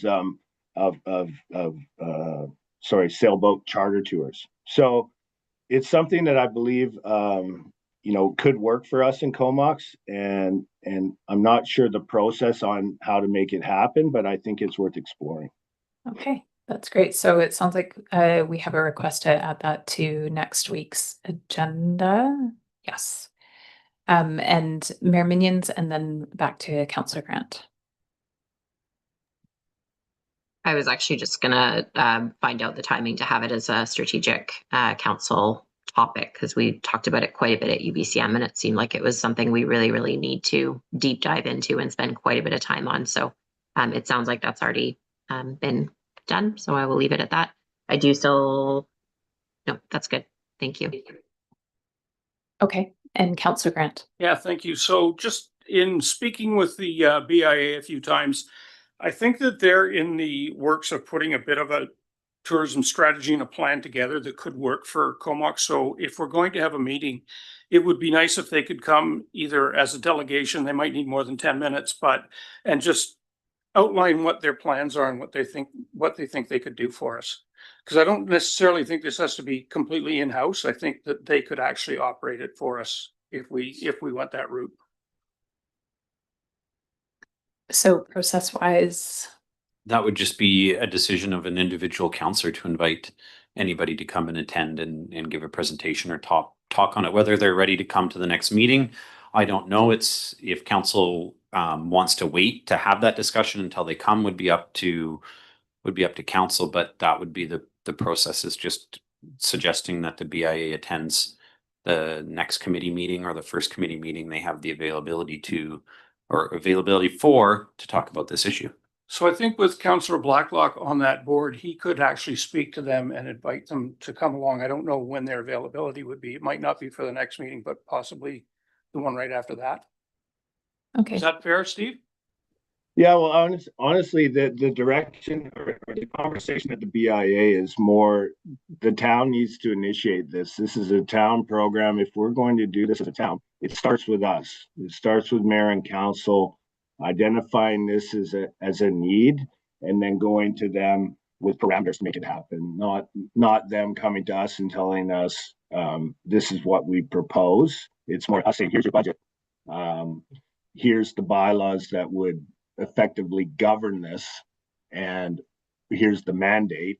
And at that point, what would a contract look like to make Comox Tourism stand alone as sort of the jewel of the valley, if you will. Okay, so it sounds like we should go ahead with putting it on the Yeah. next agenda, and then if we want a presentation after that, we can talk to them about that. Mayor Minions, we just lost Councillor Blacklock. Thank you. I think you just said exactly what I was thinking. I think from my point, it would be much better to have the conversation at our table first before kind of engaging with either BIA or chamber or any external groups, and kind of look at what do we pay now? What do we have left? Just basically a total refresher on where we came from, where we're at today, and kind of what the options ahead would look like before. I think that's going to probably be a lot of conversation before we bring in what the solution is. So unless anyone else disagrees, but I think you just said the same thing. So I'm good with that. Okay. Councillor Swift, go ahead. Thank you. Maybe somebody could refresh my memory as to how much money we're talking about. Do we remember what we're paying the tourism section? I believe it's around 50 or 60 a year, but I can't remember if that includes our contribution to the visitor center or not. So I will have to go back and get the numbers and share them with council. And we're done at the visitor center after this year, are we not? Yeah. Okay, I think there will be some robust discussion at our next strategic planning meeting next week on that item. Thank you. So the next unfinished business, item B, is I think we're going to recommend that this gets deferred until we have the housing, more information on the nonprofit housing lands. Yes, that will be, I would suggest, council, at your next meeting, there's an outstanding request for a report on land available for nonprofit housing development. That will be coming to your next meeting. So if I believe last meeting you delayed this for that report won't be here till the next meeting. Councillor Grant.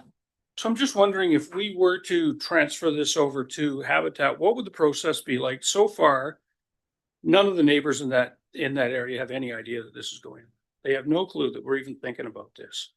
And so I can just imagine us transferring it over to them. The next thing you know, the bulldozers pull into their neighborhood and they'll all freak out.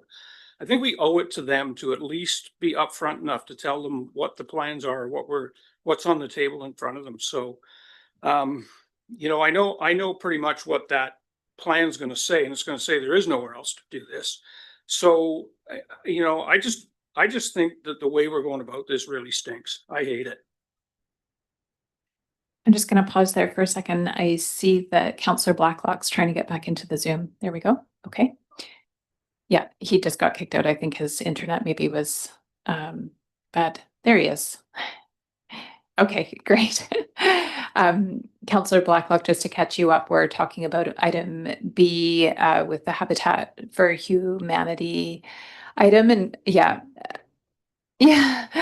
that's right. So I'm just trying to think about process-wise because you're recused. Yep. If Councillor Blacklock wants to recuse himself, it would be best maybe if he just logs off and I'll send him a text message when it's time to come back on. Okay, we'll just give him a... Sorry, Councillor Blacklock, just before you recuse yourself, you should just announce that you are recusing yourself and why.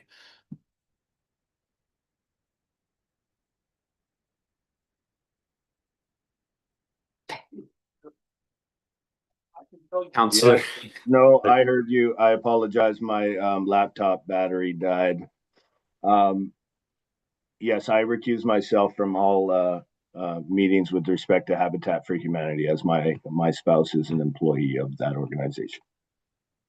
Thank you, Councillor Blacklock. So CAO Wall will text you when we're finished discussing this item. There we go. Okay, Mayor Minions. Yeah, I just wanted to speak to, I'm obviously supportive of the project itself, but it makes sense to wait until we have that land inventory, regardless of whether it comes back that it's the only one or not. But I would say there's really been no formal discussion on a transfer happening. And so, yeah, just wanted to say, I don't think the process has been that offside. It started in the last council. I believe it was brought up by another councillor or mayor as one option, and the organization then sent a letter. So I don't think there's anything like dubious or negative happening. It's just Habitat really trying to find a place to be able to provide 6 or 8 or 10 or however many housing units it could be. And so I would say it's not trying to push housing in the dark or behind closed doors. It's just having a discussion around, is that the right place or is it not the right place? And we don't know what that answer is yet, but I'm more than okay to wait for that land report in case there is something that we didn't consider or a new opportunity comes up in the next month. But I think they came by that land or that address just in a conversation with a past council. So I'm supportive of it, but look forward to the conversation when we have more information. Thank you. A question for staff. What would be the engagement process with the people who live in that neighborhood if council decided to pursue that option? Council can direct us to do the engagement process that you wish. You may want to treat it as if it's a rezoning. I don't believe rezoning is actually going to be required, but you can say, hey, do the notification process as if it was going to be a rezoning. The OCP indicates park, the zoning is likely going to meet the needs. So there wouldn't be a need to change the OCP because the zoning is already there. But again, you can just say, hey, go out and engage with the community as if this is changing, and we can do it that way. Thank you for that. Can I just see if anybody's opposed to us moving this to the meeting where we'll have the report back from staff? Anyone opposed? And Councillor Grant, did you have something else you wanted to say before we move on? I just want to make sure that if we're going to go ahead with this, which I hate it, but if we do, I think it's only fair that we talk to the neighbors and let them know what's on the plan before we start getting into whether we're going to do it or not. I think they need to know what we're doing here, and they have no idea. And so I would suggest that either sending the letter out or, I mean, I was actually just going to take this off of here and go deliver it to their doors myself if nobody else does, because I know they'll hate it. So, you know, I don't think it's fair to just do it the way we're trying. I've never seen a land thing done this way before. It's like you're just taking apart, turning it into housing and just doing it. And it just seems all wrong to me. And so in the case that we, the direction from council was to treat it as if it was a rezone, at what point would the people living adjacent receive some kind of notification? So we do not have any indication from council at this point whether or not this is something that you're willing to entertain. Right now, where we are is that a proposal has come to council. Now, if council's, you could tell us tonight to go out and do a notification package to the community if you want to get that information in prior to deciding whether or not you want to take any next steps on this. You could wait till the next meeting where you're going to have a conversation. It's really up to council how you want to go about this. But right now, where we are at is staff has no direction or indication that this is something council is going to either support or not support. So I'm okay to move it to the next meeting. But I certainly do want these people to be engaged before we just transfer the title over and get rolling on it. I think it's only fair. Yeah, I suspect you probably have agreement. But that will be for discussion at the next meeting. Okay, so everybody said that they were okay with us moving that. So let's get Councillor Blacklock back for the next item, which is relevant to him. And we'll just pause for a moment while we do that.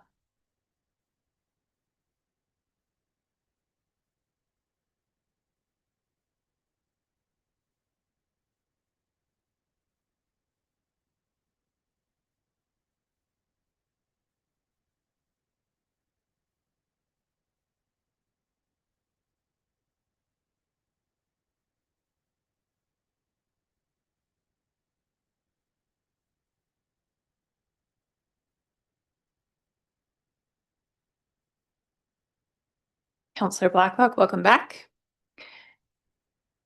So we're moving on to item C, which is the Indigenous Women Sharing Society Comox Valley Substance Use Strategy Collaboration. And this item is a little bit different in that there's a recommendation, which I will read and then we can discuss. So the recommendation is that council approve the August 13th, 2025 request from the Substance Use Strategy Collaborative led by the Indigenous Women Sharing Society for a multi-year $10,000 contribution toward implementing its 21 recommendations to improve community health and safety. Maybe, sorry, if I can add something before the motion gets put on the floor and seconded, that it include, if council is going to move forward with this, that it includes that you waive your grant and aid policy. Okay. So we need to say that before we approve the motion? You would include that in the motion that council waives its grant and aid policy and then the rest of it. Okay. So do I have go ahead. I'll move it so we can start talking Yeah, about it. great. Not in favor. I'll second not being included. Okay, we have a mover and a seconder, and we're starting with Councillor Haslett. Thank you. I understand this is a great program and I appreciate the effort that is going out here. However, we put into place a grant and aid policy and how you apply for that moving forward.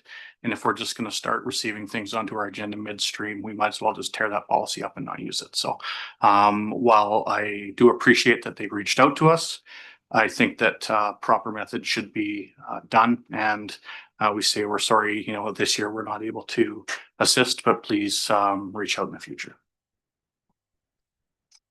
Can staff just remind us with the policy? I seem to remember there was something about any member of council being able to bring forward an item. Is that only at the one time of year or is that at any time?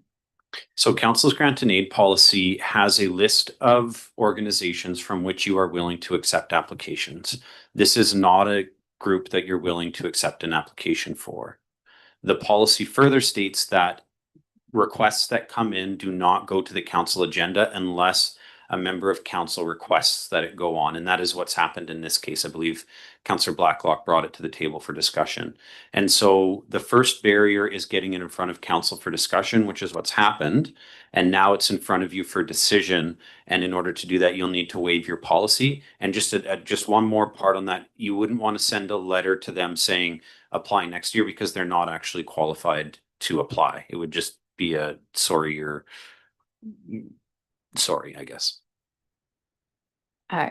Councillor Grant and then Councillor Kerr. Yeah, so this is probably a good organization and I like them, but how would we get them so that they could apply? Because I mean, we put that whole plan in motion because this was happening to us all the time. And you look at our tax exemption, it's $695,000, right? And now this is where this starts to go. So how could we, I don't know, I can't remember what we did with that, but how could we make it so that they could apply next year and then they can have, if they get in, they can have that part of the pie? Yeah, so what you would want to do is take the grant and aid policy, bring it back to a council agenda and look at changing it. I'll say this, however council wants to administer your grant and aid policy is completely up to you. What I can say is you created the policy specifically so that when you came to this situation, there wouldn't be the ability for groups to apply. So if you want to allow them to apply, you're going to have to change your policy. It's just something that's worth remembering. Like the discussion that council had around the table was specifically not to allow this to happen. If you want to allow it to happen, you're going to have to change your policy. Thank you. Councillor Kerr, did you still have something you wanted to say? Councillor Grant actually took my question, so maybe I'll just defer and see if Councillor Blacklock wants to make a comment, given the fact that he brought this to us.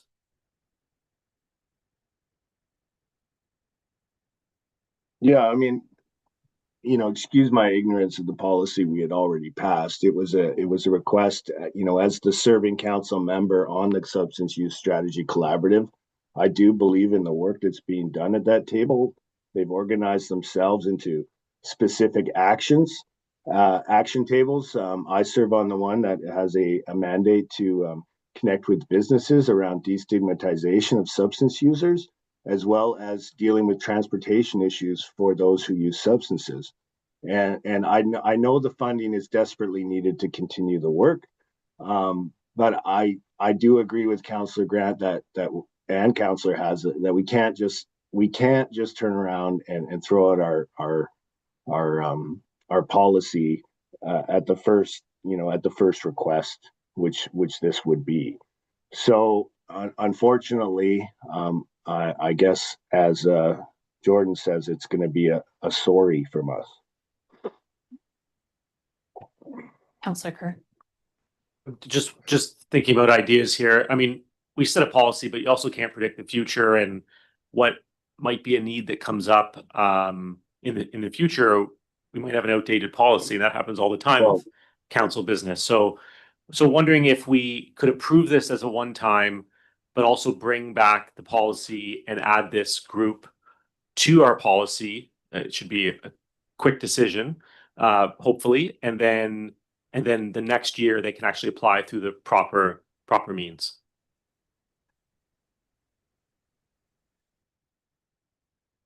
I would very much be in favor of that, and we make exceptions to policies all the time. And I know that we have some budget that will just go back into general revenue if unused. So this certainly seems like a worthy cause. I see Councillor Swift would like to say something, and then Councillor Haslett. Oh, thank you.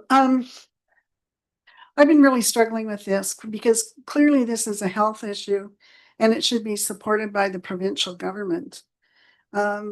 This ask was also a multi-year ask. So pretty soon we become a line item in their budget and it turns into a classic download onto the local government, which it shouldn't be here in the first place. I have no doubt that this organization does good work and they're making a real difference in people's life, but it goes beyond our mandate to support these kinds of health issues. we're struggling to fund all the requirements within our own mandate without taking on any new ones. Especially when other levels of government should be supporting these endeavors. So reluctantly, sometimes you just have to say no. And so this is one of those cases where I wish the organization all the best. I think they do good work, and I hope that they would have success getting funding from other levels of government.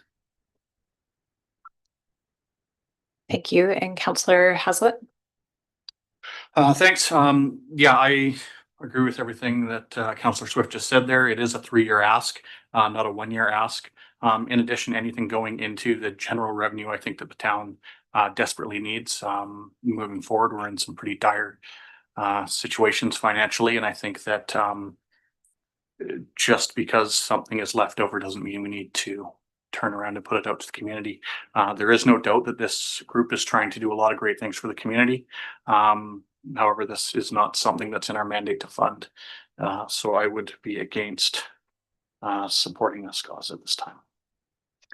Okay, thank you. We do not have a motion on the floor, right? It was that was a recommendation, wasn't it? Okay, thank you for helping me facilitate. So all those in favor then of the motion on the floor? And opposed? I didn't quite get the folks online, sorry. Do you want me to reread the recommendation that we have, or do we just want to hold the vote again? We know, okay, so all those in favor? And opposed? And that just watching Uh, the votes, they was very different from one to the other. I'd suggest just one more time because there was 2 different results in the vote. So to be clear, the motion that's on the table is that council waives your policy and provides $10,000 in funding. If you vote in the affirmative, you are approving waiving the policy and providing the funds. If you vote in the negative, you are denying the request for funds. Is everybody clear on what the motion is? Yeah, but it's $10,000 for several years. It's not just $10,000, right? well, They're asking for a multi-year deal here. That's correct. that could be read as you have multiple years to use the $10,000. Not what it's meant. Okay, It's very clear to me. okay, Councillor Kerr. Yeah, I don't like doing multi-year either. Can I make, before we vote again, propose an amendment that is for single year funding? Yes. I'm Just getting need a it on. seconder. I will second that. Second, we've already got a motion on the table that we've had 2 votes on, and we got 2 different outcomes on it. So do we not need to vote on that first? And then if there's something else that comes after? So do we need to defeat this? It would be up to you as the chair, how you want to deal with this. It sounds to me like, Welcome to the big league. it sounds to me like what council actually wants to make a decision on is a one-time funding. So I would just approve the amending motion to turn this into a one-time request, and then the decision can be made whether you want to move forward with it or not. Because I believe council thought that's what they were voting on the first time. I feel like it would be simplest just to say that this is a 1-year, one-time request. And let it stand. I get to say Let's that. vote on the amendment. Okay, so just saying this once again. The motion on the floor is to waive our current policy. No, We've the amended. motion on the floor is to amend this to be clear that it is a 1-year request. Correct. And I would remind all of council at the last meeting when Director Henley gave us our budget presentation, the gasps that I saw around with the amount that taxes were going to be. And I think that's really what the point of this is that we put that policy in place so that we wouldn't continue to do this kind of thing. Noted, thank you. So just so we're all clear, on the amending motion, it's simply changing what council is going to consider from a multi-year to a single year request. After that is dealt with, then you will decide whether or not you want to provide the funding. So what's being decided right now is, do you want to consider a multi-year or a single year request? Okay, so this is voting on the amendment for a single year request. All those in favor? Opposed? And that passes.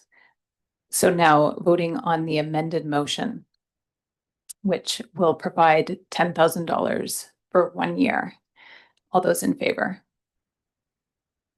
And opposed? And that passes. Chair, can I make another motion?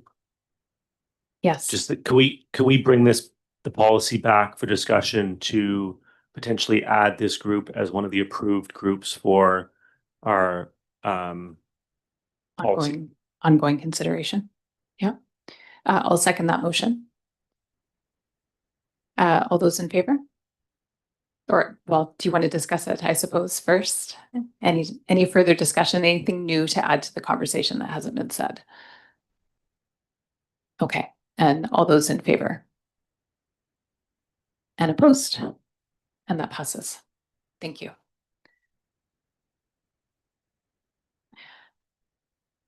Okay, well, we can discuss that at the next meeting. So the next item is from Dana Forsgren, and this is about the amend zoning bylaw for extreme weather response. We do have this as a new business item. Should we just discuss it then, or is this a separate conversation? It's your choice. So I would suggest that we move this to the item later and just discuss it all at the same time. Any comments or anybody opposed to that? Okay, moving along. Next item is 2123 Hector Road, RZ 24-3 and DP 25-5. This is on page 55 of your agenda. Move number 1. Second. Great. So number 1 is that zoning amendment bylaw number 1850.48 be adopted, and opening that for discussion or questions. Councillor Grant, is your light just still on? All right, Councillor Kerr, go ahead. Just a question for staff. Can you just remind me, is this the property where half of it is being not developed while the wetland issue is discussed, or is that a different property? I'll pass that over to Director Houle. To the chair, to Councillor Kerr, this is the property with the wetland on it, on the south half, and the 80 townhouse units on the north half. I ask a follow-up. So then, Director Houle, I was just wondering, has there been any further discussion? I know there was a provincial review of whether or not there was a wetland there, and then perhaps some discussion from the developer about transferring that to the town. Any further discussion on that, or where is that sitting? Thanks. Through the chair, to Councillor Kerr, there hasn't been a lot of movement on that end from the developer side. We do have a subdivision application that is in that will subdivide off that south piece where 2/3 perhaps, I guess 2/3 approximately is the wetland right now, and with the other third being potentially developable in the future. But at this time, there hasn't been much discussion on that front. Any other questions or comments before we vote on this one? All right, all those in favor? Let's just do that one more time. All those in favor? That's unanimous. Thank you. So 2 is that development permit 25-5 be approved for proposed lot B as shown on attachment 1. Plan of proposed subdivision in the October 1st, 2025 regular council meeting report titled 2123 Hector Road, RZ 24-3 and DP 25-5, and that staff issue the permit once the following conditions have been met. A, subdivision approval to create the proposed lot B, And B, submission of an irrigation plan for the on-site landscaping that is acceptable to the Director of Development Services. We'll open that up for discussion and questions. Councillor Hazlitt. Reading through this, I was hoping just to get a little bit more clarification on both A and B as so for A, the approval to create the proposed lot. I didn't quite understand exactly what that meant. And then in addition to that, what are the requirements for an irrigation plan for the on-site landscaping? And why do we care if the grass grows? Director Houle, can we invite you to answer those questions? Sure, through the chair to Councillor Hazlitt. Just regarding the subdivision, so currently there's a minimum density requirement for the lot at 30 units per hectare. And if the property as a whole, before it's subdivided, it means that if you calculate that, it's approximately 4 hectares. So a minimum of 120 units would be required to be built on that lot, and they're asking for a development permit for 80 units. So it's best practice to wait until that subdivision occurs, because once the subdivision occurs and creates a smaller lot, then they'll meet that provision in the zoning bylaw. So it's not proper practice to issue a development permit that doesn't comply with zoning regulation. And then in regards to the second question, irrigation plan, if only there was a landscape specialist on council that could answer that question. But this is something that's been identified by one of the staff members, that we require an irrigation plan. I don't know if there's someone in Parks Department, they're not here right now, that could answer that question, exactly what we're looking for there. Part of the DPs that we do is we want to make sure that projects that come in are going to fit into the community. They're going to look good and they're going to last. It could be requirement for street trees or boulevard foliage, and ensuring that there's an irrigation plan that those plants can survive into the long term is something that under our development permits we feel is within our purview and within the best interest of the community. Any other questions or comments? All right, all those in favor? And that is unanimous. We have no special reports, and that means we'll be moving on to bylaw adoptions, which is on page 86. And just give me one moment to get there.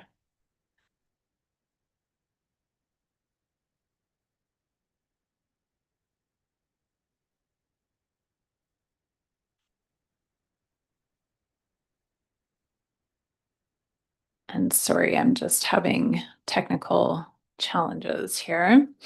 So the motion is that Comox zoning amendment bylaw number 1850.48 be adopted. Move.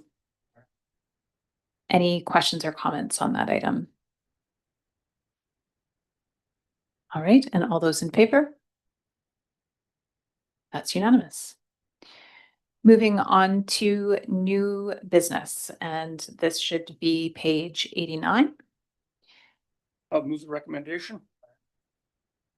Thank you. And the recommendation is that council support Comox Fire Rescue's application to the 2025 UBCM Community Emergency Preparedness Fund for $30,000 to purchase specialized personal protective equipment, also known as PPE, cleaning equipment, and confirm that if the application is successful, the town of Comox will provide overall grant management. Any questions or comments on that item? And all those in favor? That passes. Thank you. On to new business, item B. Number 1. Thank you. So item number 1, so this is development application procedure updates, and we have 3 items here. The first item is that council give first, second, and third reading to development application procedures bylaw number 2049. Any questions or comments? All those in favor? And that passes. Thank you. Item 2 is that council give first, second, and third reading to fees and charges amendment bylaw number 2016.09. Any questions or comments? All those in favor? And that passes. Item number 3. That council give first, second, and third reading to Comox Council Procedure Amendment Bylaw number 1960.01. Any questions or comments? And all those in favor? And that passes. Moving on to item C on page 150 of your package, which is extreme weather response facilities. Move number 2 option. Okay, one moment, I just have to get there. Sorry, the hyperlinks don't work on my iPad.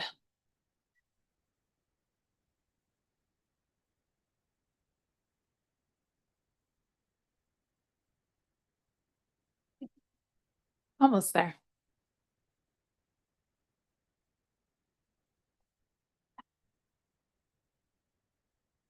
Enjoy a moment to take a deep breath. Okay.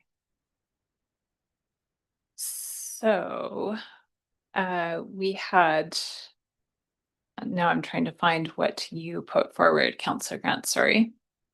Maybe if Councillor Grant wants to read out the recommendation he's moving. I can do that if you want. So it's option 2, reply on temporary use to consider EWR facilities as needed. So do you want me to read the rest of it too? Temporary use permit is a type of permit enabled for the Local Government Act, which may do one or more of the following: allow a use not permitted under a zoning bylaw, specify conditions under which the temporary bylaw may be carried, and allow and regulate the construction of buildings or structures in respect to the use of which the permit is issued. Sorry. Yeah. Got it. And I think I might be lost too. I think the recommendation is on 150. Yeah. And you're moving one on 152? Is, yeah, Well, option there's 2. Oh, I There's see. 2 options presented. Oh, which actually is in line with the recommendation. So the recommendation, yeah, so within the report, I'm just getting up to the right spot here as well. Within the report, there's 2 options. The recommendation is option 2, which is for a temporary use permit to be applied for. So if the recommendation is moved, that will action option 2. Okay. So can I go ahead? Yes. So, I mean, I think this is a good way of doing it, although I have a lot of questions about temporary use permits and what our abilities to deal with them are. Like if they were to bring a bunch of people in and it gets really out of control, what can we do? Can we pull the permit? Like how do we deal with that? I mean, I watched the Connect Center down in Courtenay, and I sat through all of that, and the stories were just really flowery and lovely as to what was going to happen down there. And it's turned into just the most chaotic place in the entire Comox Valley. And I really don't want that to happen in our community. So if we could get some proper guidelines into this and have the ability to pull the permit if we needed to, that would give me a little more comfort in what we're doing. CAO Wall, did you want to comment on that? Yeah, so a temporary use permit would come with conditions, and there's the potential for the use to be revoked, or the permit to be revoked or not renewed. I've been in discussions with the Coalition to End Homelessness around what type of conditions would be required. And we've got a great resource over in Courtenay who's gone through this process a number of times. In fact, I think tonight they just approved a temporary use permit for the same type of use that we're looking for here. So I think getting into discussions with them around what has gone well, what hasn't gone well, and what regulations were put in place. Ultimately, if this is the direction that the Coalition and the church decide to head in, they're going to need to put a temporary use permit application into council, including a package of the different restrictions that they want to have included. And over the next couple of months, in anticipation of that application, I'll be working with the Coalition and Homelessness to bring something to council that I think may work for you. So what those conditions will be remains to be seen, but you can have different conditions in there, and there can be the ability to remove the permit if those conditions aren't followed. Okay, so we need to put our minds to what kind of conditions we would actually want in there. Is that kind of what you're saying, or are you gonna do that?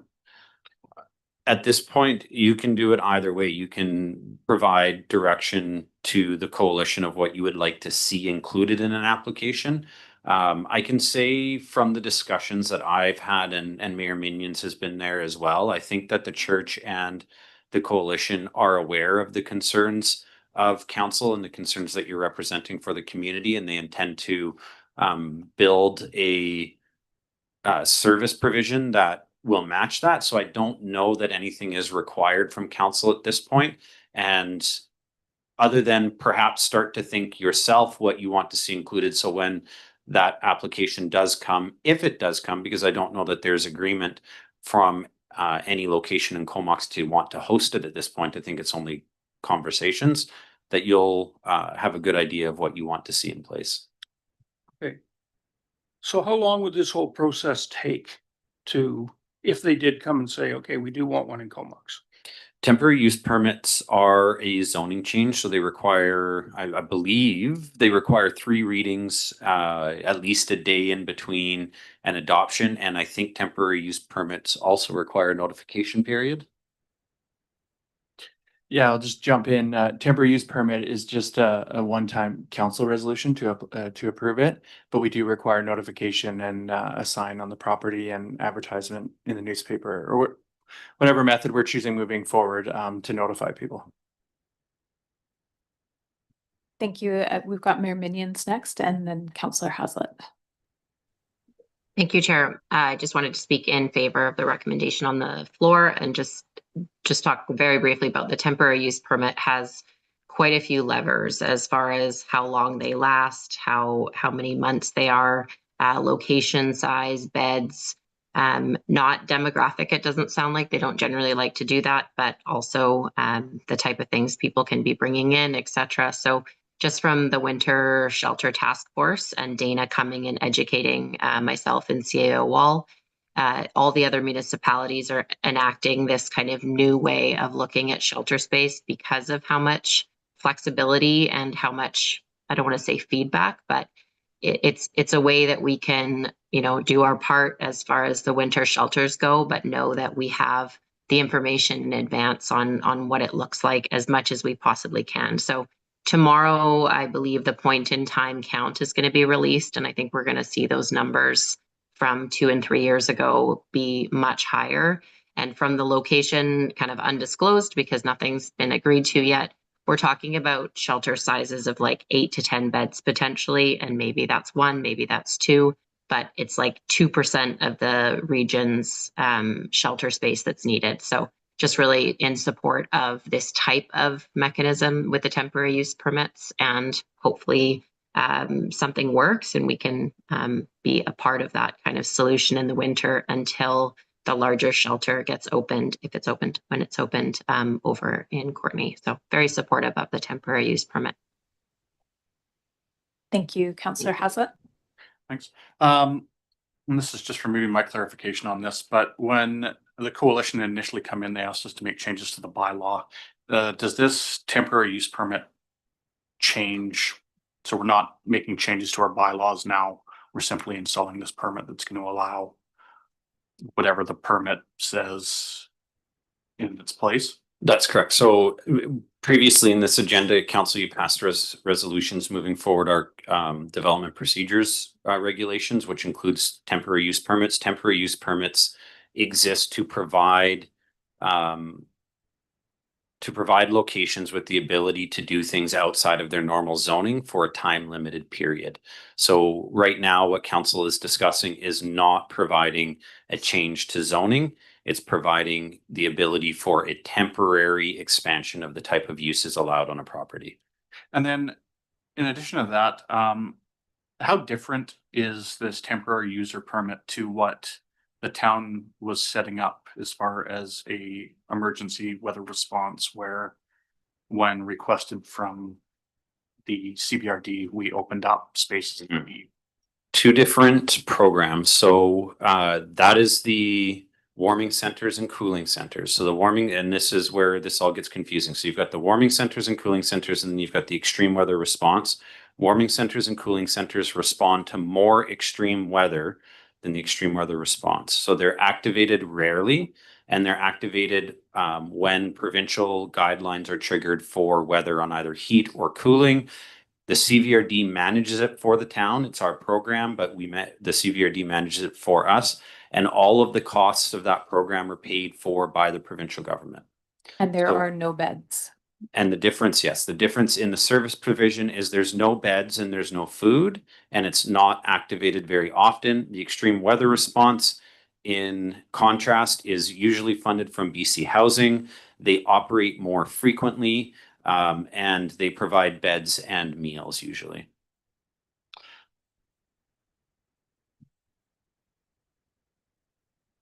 We've got Councillor Blacklock, and then we can come back to you. Go ahead, Councillor Blacklock. So if it serves my memory correctly, when the city of Courtenay purchased 971 Cumberland Road, which is the old OK Tire building across from the Coffee Love Bug, the town of Comox provided them $80,000 to assist in turning that building into an emergency weather response shelter. So my question would be, if we then go ahead and approve a temporary use permit for an emergency weather shelter in Comox, do we get our $80,000 back?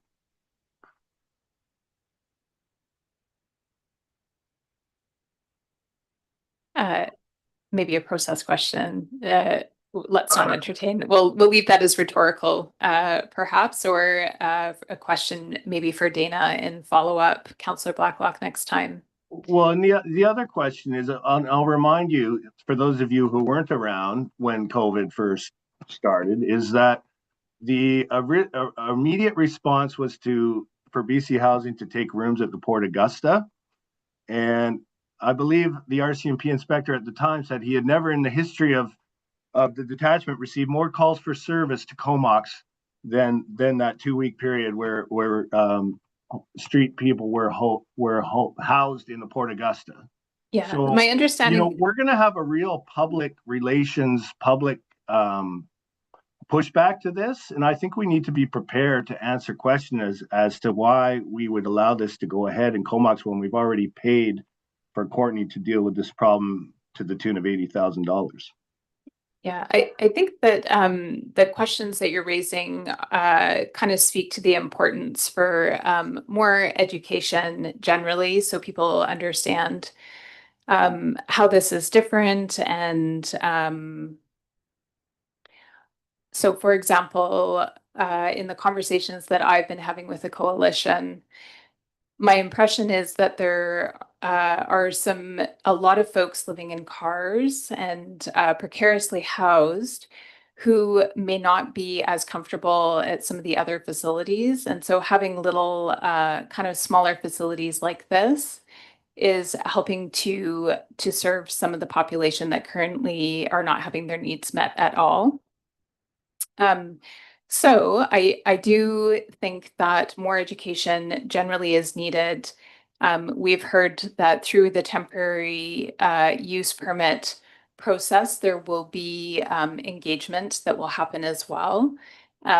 So I sense that there will be a lot of ongoing discussion with this. I am very in favor. Councillor Haslett, you had at least one more question. Do you still want to ask it? I got one too. I do, yeah. So with the temporary use permit, are there things in there like the duration of amount of hours that you're allowed to stay somewhere? So if it gets, say this is outside of a church and, we have it's really cold at night, but then during the day, it warms up. And then at night, it might get cold again. Are we going to have groups just camping out of the church waiting to see if they can get in to get a bed at night? Like, is that, or does the temporary use permit say, from this time to this time, this is open, and after that, you're on to the next spot? So the temporary use permit can include provisions around the hours of operation. It can include provisions around, for example, site cleanup or security that needs to be provided. You can't regulate what individuals are doing outside of the times of operations because it's a land use designation. It's not a people use designation. The discussions that we've had with the coalition so far and the church are around trying to provide housing for the people who require it in Comox, which is mostly targeting seniors, and not necessarily people who are unhoused, or people that are, it's not targeting use for street people. It's targeting use for people who are under housed. And I think though we're starting to get into a level of discussion that I can't answer, we're going to need an actual permit request come in with requests of council of what needs to be provided. Everything is so early in the discussion phases that I can't answer what's actually going to be coming because it's a little bit too early. Okay, sounds good. And then with that, say with the temporary use permit, you have to go out and you have to let the neighborhood know. You have to let, the surrounding area know. If that comes back with a resounding no from the community, do we say no? Do we say, we appreciate that the entire community said that they didn't want this, but we're going to do it anyway? It's up to council. Yeah, so I think these, if I'm reading correctly here, the temporary use permits are actually in the OCP and they apply to more things than just this. If I'm reading this correctly, I happen to know that we need to have a lot of control over what happens with this. Just if things start to go awry, Steve reminded me of the Port Augusta when they started bringing people in there, and I happened to be the mayor at that time because Russ was sick, and that was probably the worst month of my life. I can tell you, we had calls from the mall. He said we maybe get 10 calls a year on things like this. We had at least 10 to 20 a day. And so we need to, and I'm not saying that's going to happen here, but if it does start to happen here, then we need to be able to pull the plug on this. And we need the control to be able to do that. So however this comes off, I think we're going to do it anyway because the temporary use is in the OCP and it probably addresses other things, although I can't think of any right now. But we need to be able to have enough control that we can stop this if it starts getting out of control. Okay, thank you. I really hear how many, I think this issue always brings up a lot of emotion and questions. And I think that I think it might be worth actually talking to the coalition about coming and providing a little bit more of a workshop, maybe at a strategic planning meeting, to help us understand the ins and outs a little bit more, because I also think that things have changed quite a bit since COVID times. And also from what I understand, as CAO Wall said, this is intended to serve a specific demographic. So getting some clarity on that, I think, will help to allay people's fears, both at the table here as well as in the community. So coming back to the recommendation on the table, and CAO Wall, sorry, you have one more thing to say? Yeah, I just wanted to make a quick conversation around temporary use permits. So outside of this specific request, which is likely to come in as a TUP later, temporary use permits are meant to provide flexibility to council to try out different zoning schemes to allow something to come into place that maybe you hadn't thought of. Temporary use permits that I've been involved before, for example, was somebody who wanted to start a furniture manufacturing business in his residential property. He had a large garage. He could get a little shop in there, asked his neighbors. They didn't have any concerns. So the town granted him a temporary use permit to start a little furniture shop. It could be a food truck on a property. Those are the sorts of things that a TUP can encompass. So it's not just simply around this. It's meant to provide flexibility for those sorts of things. So that's what temporary use permits are for. This can potentially be one application of a temporary use permit. So, I guess when you say bring them in for a workshop and do all that would be great. I've heard it all before, and I've heard all the flowery stories about how it's not going to happen here. And then you see it happen. And then nothing ever changes once it does. All it takes is for a board change at that organization, and then nobody suddenly knows what it is. So I think you still need to have a lot of control over this, and you need to have it all in writing so that we can refer back to it when the time comes. But I mean, for tonight, all we're doing is saying, yes, let's go with temporary use permits, and we can get to the details of it as we move along. Okay, thank you. Let's, the recommendation on the floor, as Councillor Grant just noted, is that the Comox Valley Coalition to End Homelessness be encouraged to apply for a temporary use permit once the permit regime is in place, and that's connected with OCP approval. All of those in favor? And opposed? And that passes with Councillor Haslett opposed. Thank you. And we're almost at the end. However, this could have quite a bit of discussion. I just want to check, do people want a 5-minute break before we do this last item, or would you like to just continue? No, everybody's okay to continue? Okay, on to item D, which is permissive tax exemption bylaw.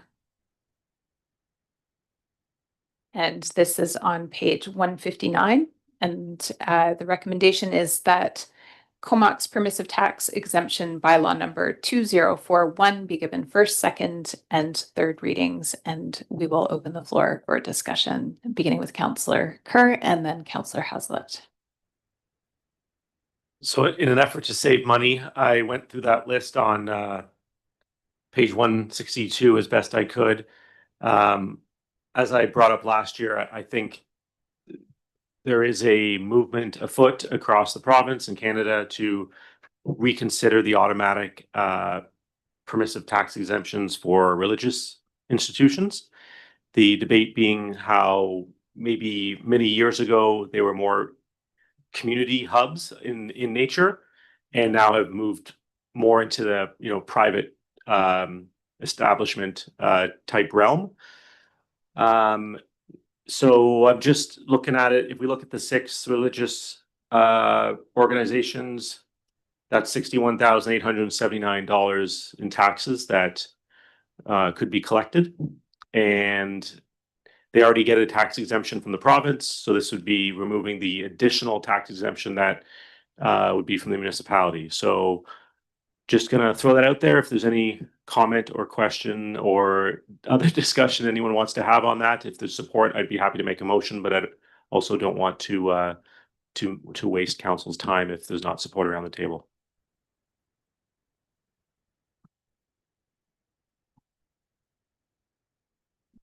Yeah, are there any questions or comments? Well, I'm looking at this tax exemption. I look at $700,000 that we're giving away in tax exemptions, which is a bizarre amount of money. I mean, that's, it comes to, by the time you take our share out of there, you're probably looking at about 3 to 3.5% on our taxes. If we got rid of all of them. Now, I don't think we can do that. But my other thing is that to take $61,000 out, unless we're going to take $200,000 or something that's meaningful out, then I think the bad press and the bad we're going to do for the churches is outweighed by that. I do have a question though, and that is, what is North Island Rentals? So that's a question for staff. That's okay. What is North? What is North Island Rentals? It's on the list, and 13,500. North Nanaimo Rentals. Oh, North Nanaimo, sorry. Is renting, or is the landlord for the space that the finance department is using. And so as it would typically be considered municipal space, that is why it's exempted. And it has been exempted for a number of years. If we were to not exempt it, it would require us to pay the taxes on behalf of the landlord, but not just the amount that we would also have to pay the school board, the hospital, all those other ones that we otherwise wouldn't have to pay if it was exempted. Thank you. Thank you, Councillor Haslett. And Mayor Minions, I just wanted to check, you had your hand up earlier. Did you still have some question or comment after Councillor Haslett goes? Possibly, but I'll wait till after Councillor Haslett. Thank you. Okay. Okay. Thank you. Councillor Grant said, unless we're looking to take out 200 grand out of this thing. With Providence Living Society and the thrift store there for 222,000 and change, what would it look like process wise in us to give them notice that this would be something that we'd be looking to do? It's obviously not a small chunk of money. It's obviously a great group. And I mean, you go down this list and there's not too many on here that aren't good groups. But we are in a position of needing money in this town quite badly. And as Councillor Grant, Councillor Kerr said, you know, we're looking at the tune of $695,000 and that's going up every year. What would we need to do to give someone along these lines notification that this is something that can possibly be going away? Yeah, so council, you've adopted a permissive tax exemption policy, and just to bring you back, I mean, one of the things that I think is useful to understand about policies is policies are meant to tell a story about where you were and what you were thinking when you decided them. And so our permissive tax exemption policy says that council will review all permissive tax exemption requests submitted by qualified applicants. Any applicant that is approved for a PTE will continue to receive a property tax exemption until and including 2034, unless disqualified under section 603 or until this policy is amended or appealed. And so what you were doing when you created this policy was saying, we don't want to have this discussion every year.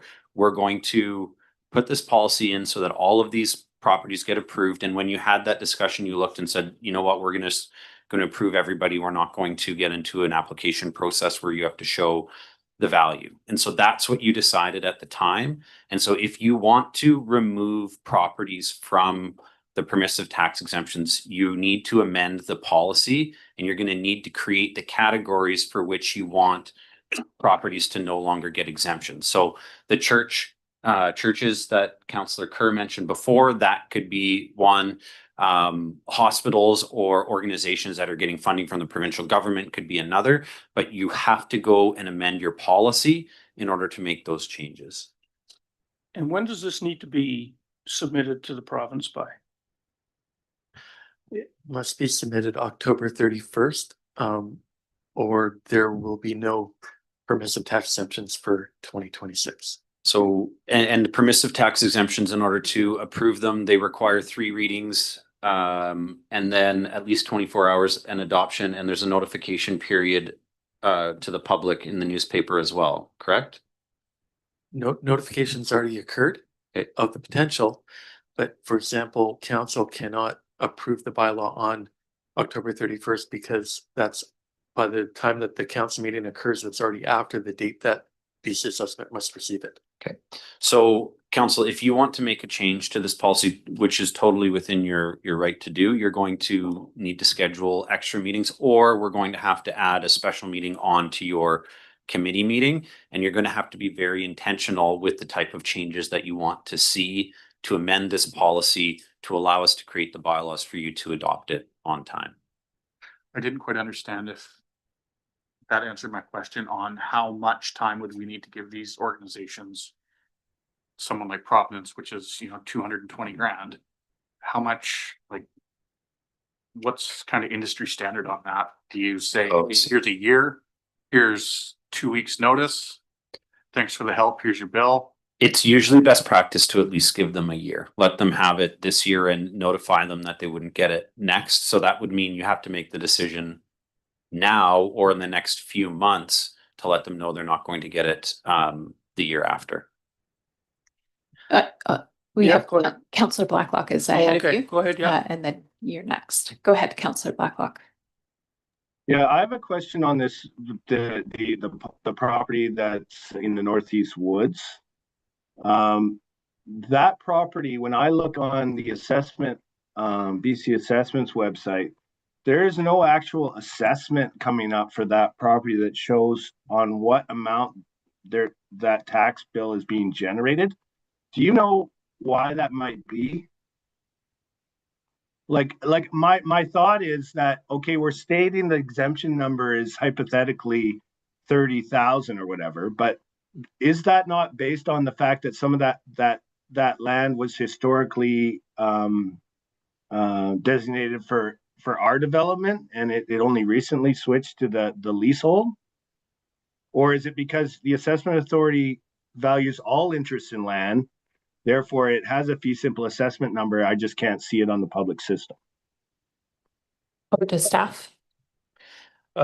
Through the chair to Councillor Blacklock, certainly that amount in the past was exempt because of ownership, I believe, by the province. When the town of Comox made the agreement with, when the province made the agreement to transfer it to a corporation, I believe it's owned by the Comox First Nation, it then became taxable. And that was in 22 sometime, early 23, and sometime in 23, the assessment then noted and then removed the exempt status. And that's when the value was made not exempt. So there was always an assessed value, but it was exempt. Edward, do you know where the assessed value is coming from? Like, it's just the regular value of the land. and do you know, so what Councillor Blacklock is saying is he can't see the assessed value of the land, which he normally can on BC Assessment's website. So we don't know where that amount is being derived from. That's something that's input to us. All I'm saying is we may be overstating the potential, the subsidy here, because, depending on what the assessment of that land as parkland, as opposed to, residential development land. And Councillor Blacklock, you might be right. That could be the case, and we can look into it. But functionally, whether that is whatever the value. You're right. It's a technical question. I'll follow up with offline. Councillor or Director Henley has an answer. It's currently assessed at $1,863,000 under Class 8 recreational. Okay, thank you. Thank you. And if I could add, there was an agreement signed between the town of Comox, a usage agreement between the town of Comox and the First Nation as outlined in the report. And in that, the town of Comox guaranteed that that the town of Comox would pay for all property taxes. Yeah. So this will. We're not removing that one. So having it here makes it so that we also do not, by exempting it, means we do not have to pay the school tax portion and all the other portions. That it's not just us that we're exempting, it's all of it, and it should fall under the municipal use guidelines. Thanks for that clarification. Councillor Blacklock, are you good? Okay, great. CAO Wall and then Councillor Grant. Yeah, I'm just going to say, Council, I think the discussion that you need to have right now is, are you interested in scheduling additional meetings to amend your policy to allow you to remove properties from the list? Well, just to add to that, from what you said, it would be best practice to give a year's notice. So from that perspective, it would actually take off the urgency. We could forward it to a future meeting and then give almost a year's notice for next year, if that's the case.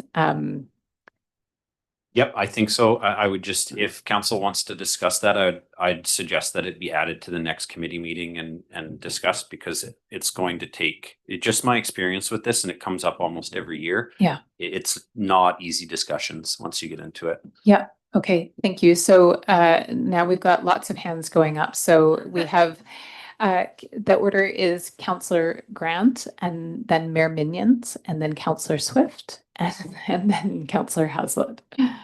Well, you guys just stole my thunder on that. I was just going to suggest that we do that with the year's notice. It doesn't make any sense, but I'm concerned about recreational. Is that different than park? Because I don't see any other parks on here anywhere. So is recreational different somehow than a park? The other parkland is land that we own and is automatically exempted. The reason why we have exemption requests on these is it's not land we own, it's land we lease and use. And so we need exemptions on those. All right, gotcha. Thanks. Mayor Minions. Thanks. It sounds like it's already going to a future strategic meeting. So I was just going to speak in favor of that. I think our once a year discussion around kind of individual going through to discuss them. And I wanted to note that last year when we discussed it, council tasked CAO Wall and I with talking to the Comox Legion, the golf club, and some of the businesses, not businesses, but groups that were getting tax exemptions that were also running businesses from those locations. So we have been talking ongoing with all of those organizations. And I mean, at this current moment, the Legion restaurant is closed. So I think that we wouldn't be necessarily bringing that one back up. But I think getting into some of the discussions around Providence and the ones that do have either restaurants or pubs in them is still an ongoing conversation that we want to continue. But it did come up last year, and we have been having those conversations ongoing about where revenues go and where that money goes back to the community. But that's at a bit of standstill right now currently, but we did go out and have those conversations. So I think having that meeting again, or that discussion again at a strat plan meeting, is fruitful with the 3%, as Councillor Grant mentioned. Great, thank and you. one note is I did hear recently that obviously Pilt is a little bit different, but with the base doing all their expansions, that number will actually be going up. So that's more of a positive number that's potentially going up. Great, thank you for those updates. Councillor Swift. Thank you. Mine is just a query. I'm just wondering if we have the ability to use any of the funds from the Affordable Housing Fund to offset things like the Balmoral property, the Beaufort property, and the Dawn to Dawn property.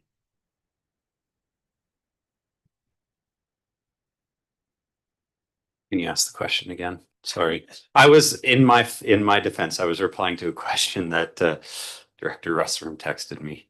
I'm just curious as to whether we could use any of the money in our Affordable Housing Fund. Yes. To offset some of the taxes for the affordable housing for Balmoral, Beaufort, and Dawn to Dawn. So what you're saying is, what would happen in that case is that those properties would be removed from the permissive tax exemption, which would result in a increase in tax revenue coming in, so that $50 per household comes down a little bit, and then you take your affordable housing money and you pay those organizations for the amount of taxes that they put in. That you could do something like that. It would be a net loss to the community because you would be taking money and giving it to the province, the schools, the hospitals, if you eliminate those permissive tax exemptions. So it is something that you can do, but it will be a net loss of funds to the community. And Councillor Haslett. I don't know if it needed to be said or not, but I'd like to move that we move this to our next meeting to discuss more wholesomely about potentially removing some of these groups from this list. Well, I believe we have two different processes. We have the approval tonight. The CAO Wall, you're going to have to confirm that we have this approval and that the future discussion would actually be for removing them next year. You've got a motion on the table already. Yeah. But just clarifying process wise is that. Yes, I'd like to see this. If this is going to be approved, then I'd like to see us discuss this at our next meeting so we can give these groups a heads up. Great. Okay. So let's vote on the motion on the floor, which is that the Comox permissive tax exemption bylaw number 2041 be given first, second, and third readings. All those in favor? One more time. Our timing was a bit off online there. All those in favor? Great. Okay, that passes unanimously. Thank you. And we will have discussion at a future strategic planning meeting. Oh, Councillor Clark. He's It's okay. Are you alive? Yeah, you're good. Yeah, you were frozen with your hand up there. Zoomed in. It says my hand. connection is unstable. Indeed. Not just your connection. Okay. Okay. So moving on, We do not have any notices of motion or late items, and that means we are at reports from members of council. I would like to maybe start with the folks online, and then we'll go in our usual order in the room. So Councillor Blacklock, you always kick us off. So how about you go first with any reports? We'll go to Mayor Minions, and then we'll go to Councillor Swift. Yeah. Just an exciting reminder for everyone in the room and those watching online that on October 17th, which is coming up quickly, the Business Improvement Association is offering our final trolley event of the year. It's the Shells and Suds Oyster Tour, 5 o'clock to 9 o'clock. It will have a pickup location downtown to be announced. It includes oysters and we're calling it a sip and roll through downtown Comox. So I would encourage you to check that out on the BIA website and purchase tickets if you are interested in such a celebration. Thank you. Mayor Minions. Thank you.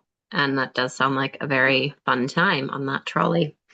There is a Diwali festival coming up on October 12th. I think everyone should have seen an invitation from, I believe, the organizer Ash Mandrella from the Comox Valley Society for Diversity and Cultural Awareness. So that event, again, is coming up on October 12th.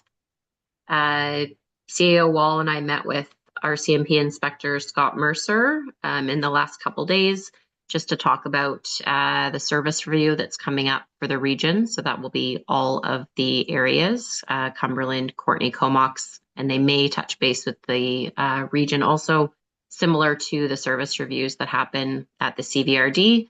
They'll just be talking to all parties to see what the basically resource needs are, getting feedback on funding, and there will be a report that comes out of that.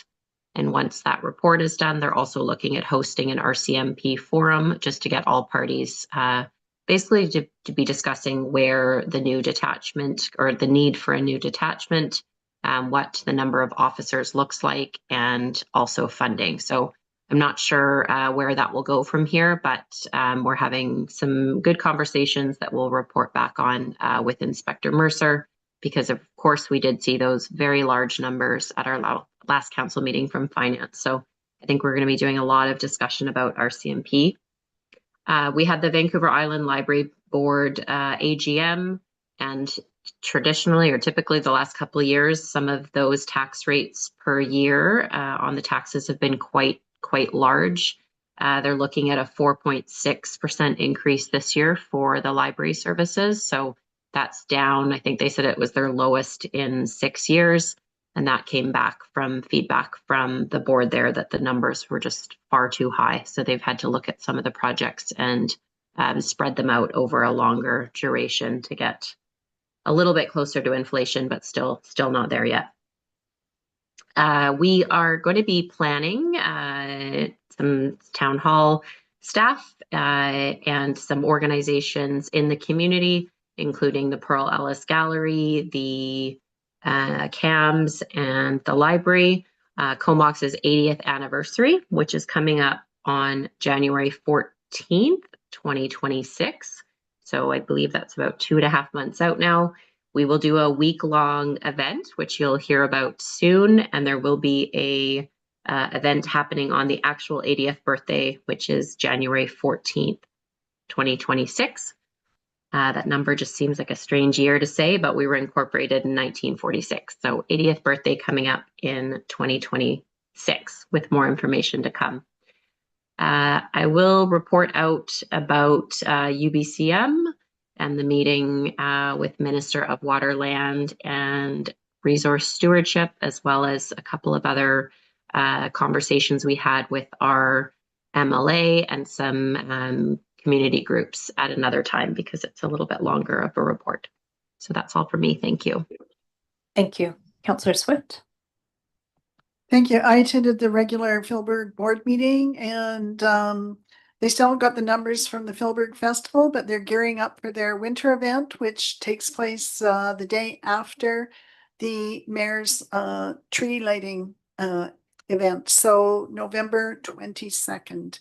And other than that, they're doing well. I attended UBCM along with Councillor Kerr, Mayor Minions, Councillor Blacklock, and Councillor Mayer. Had some good conversations with quite a few other communities regarding their DCC and ACC rates. And everyone gave me a resounding, they're going up. In addition to that, quite a few conversations around our infrastructure deficit and what other communities were doing with that. It's good to say that we are leading the curve on that. Quite a few communities were a little blown away with the question itself. And yeah, I also attended a meeting with Mayor Minions with NIC, talking a little bit about their strategic plan moving forward. They are looking to talk to other groups from the community and just get their feedback on what the college should be looking to provide and what other groups in the community see as kind of their best advantage from the college. Thanks. Yeah, in addition to UBCM, I attended the North Island College opening ceremony for the new residents, which was a great event on September 19th, and beautiful new facility and providing affordable housing to students and families in the valley. So bravo to North Island College and all those that participated in making that happen. Well, I got to be Mayor Minions. Oh my God. That was something else. I did go to the Glacier View Lodge walk and talked with James Taylor's I don't know what he is there, but he seems to be the main guy, just about what they're doing with their lands and stuff. Courtney Legion for their luncheon, and I went to Berwick for a business after business meeting. So they're starting those up, and this one was most to do with healthcare. But it was just interesting meeting a lot of those people in downtown. You think you know everybody in town until you go to something like that and you go, I don't know anybody here. So that was good. And I also attended a North Island 911 meeting. Interestingly enough, the 911 tower is on the mountain by Cameron Lake where the fire was burning. So that was a big concern for them. They did get it cleared out. Nothing ever happened there. But after that, there was vandalism to the line, and the power was out for a couple of hours with 911. So there was no real service. Now they have a lot of backup plans, but that's a really scary thing when that starts to happen. So just so you guys know, they got it all straightened out and it's all working again. If you ever want to know a little bit more about 911, I could easily get the guys to come and give us a little 20-minute presentation here if you're interested. And that's it. Great, thank you. I was also at the NIC student housing event, and that was a really pretty remarkable community event, and really applaud their success. With that, I wanted to mention that Lush Valley, who hosts our Food Policy Council, which I'm the rep on, they're having their Harvest Social on Saturday, October 11th. There's going to be some great food there, so encourage people to buy tickets. It's also a fundraiser. And then I wanted to take a moment to wish a happy retirement and a thank you for the many decades of service to Assistant Chief Rick Shelton. Take a moment to recognize his service there. And I think that brings us to a close. But first, any questions from the public? Okay, can we have a motion to adjourn? Second. Thank you, everyone. We're adjourned. Have a great night.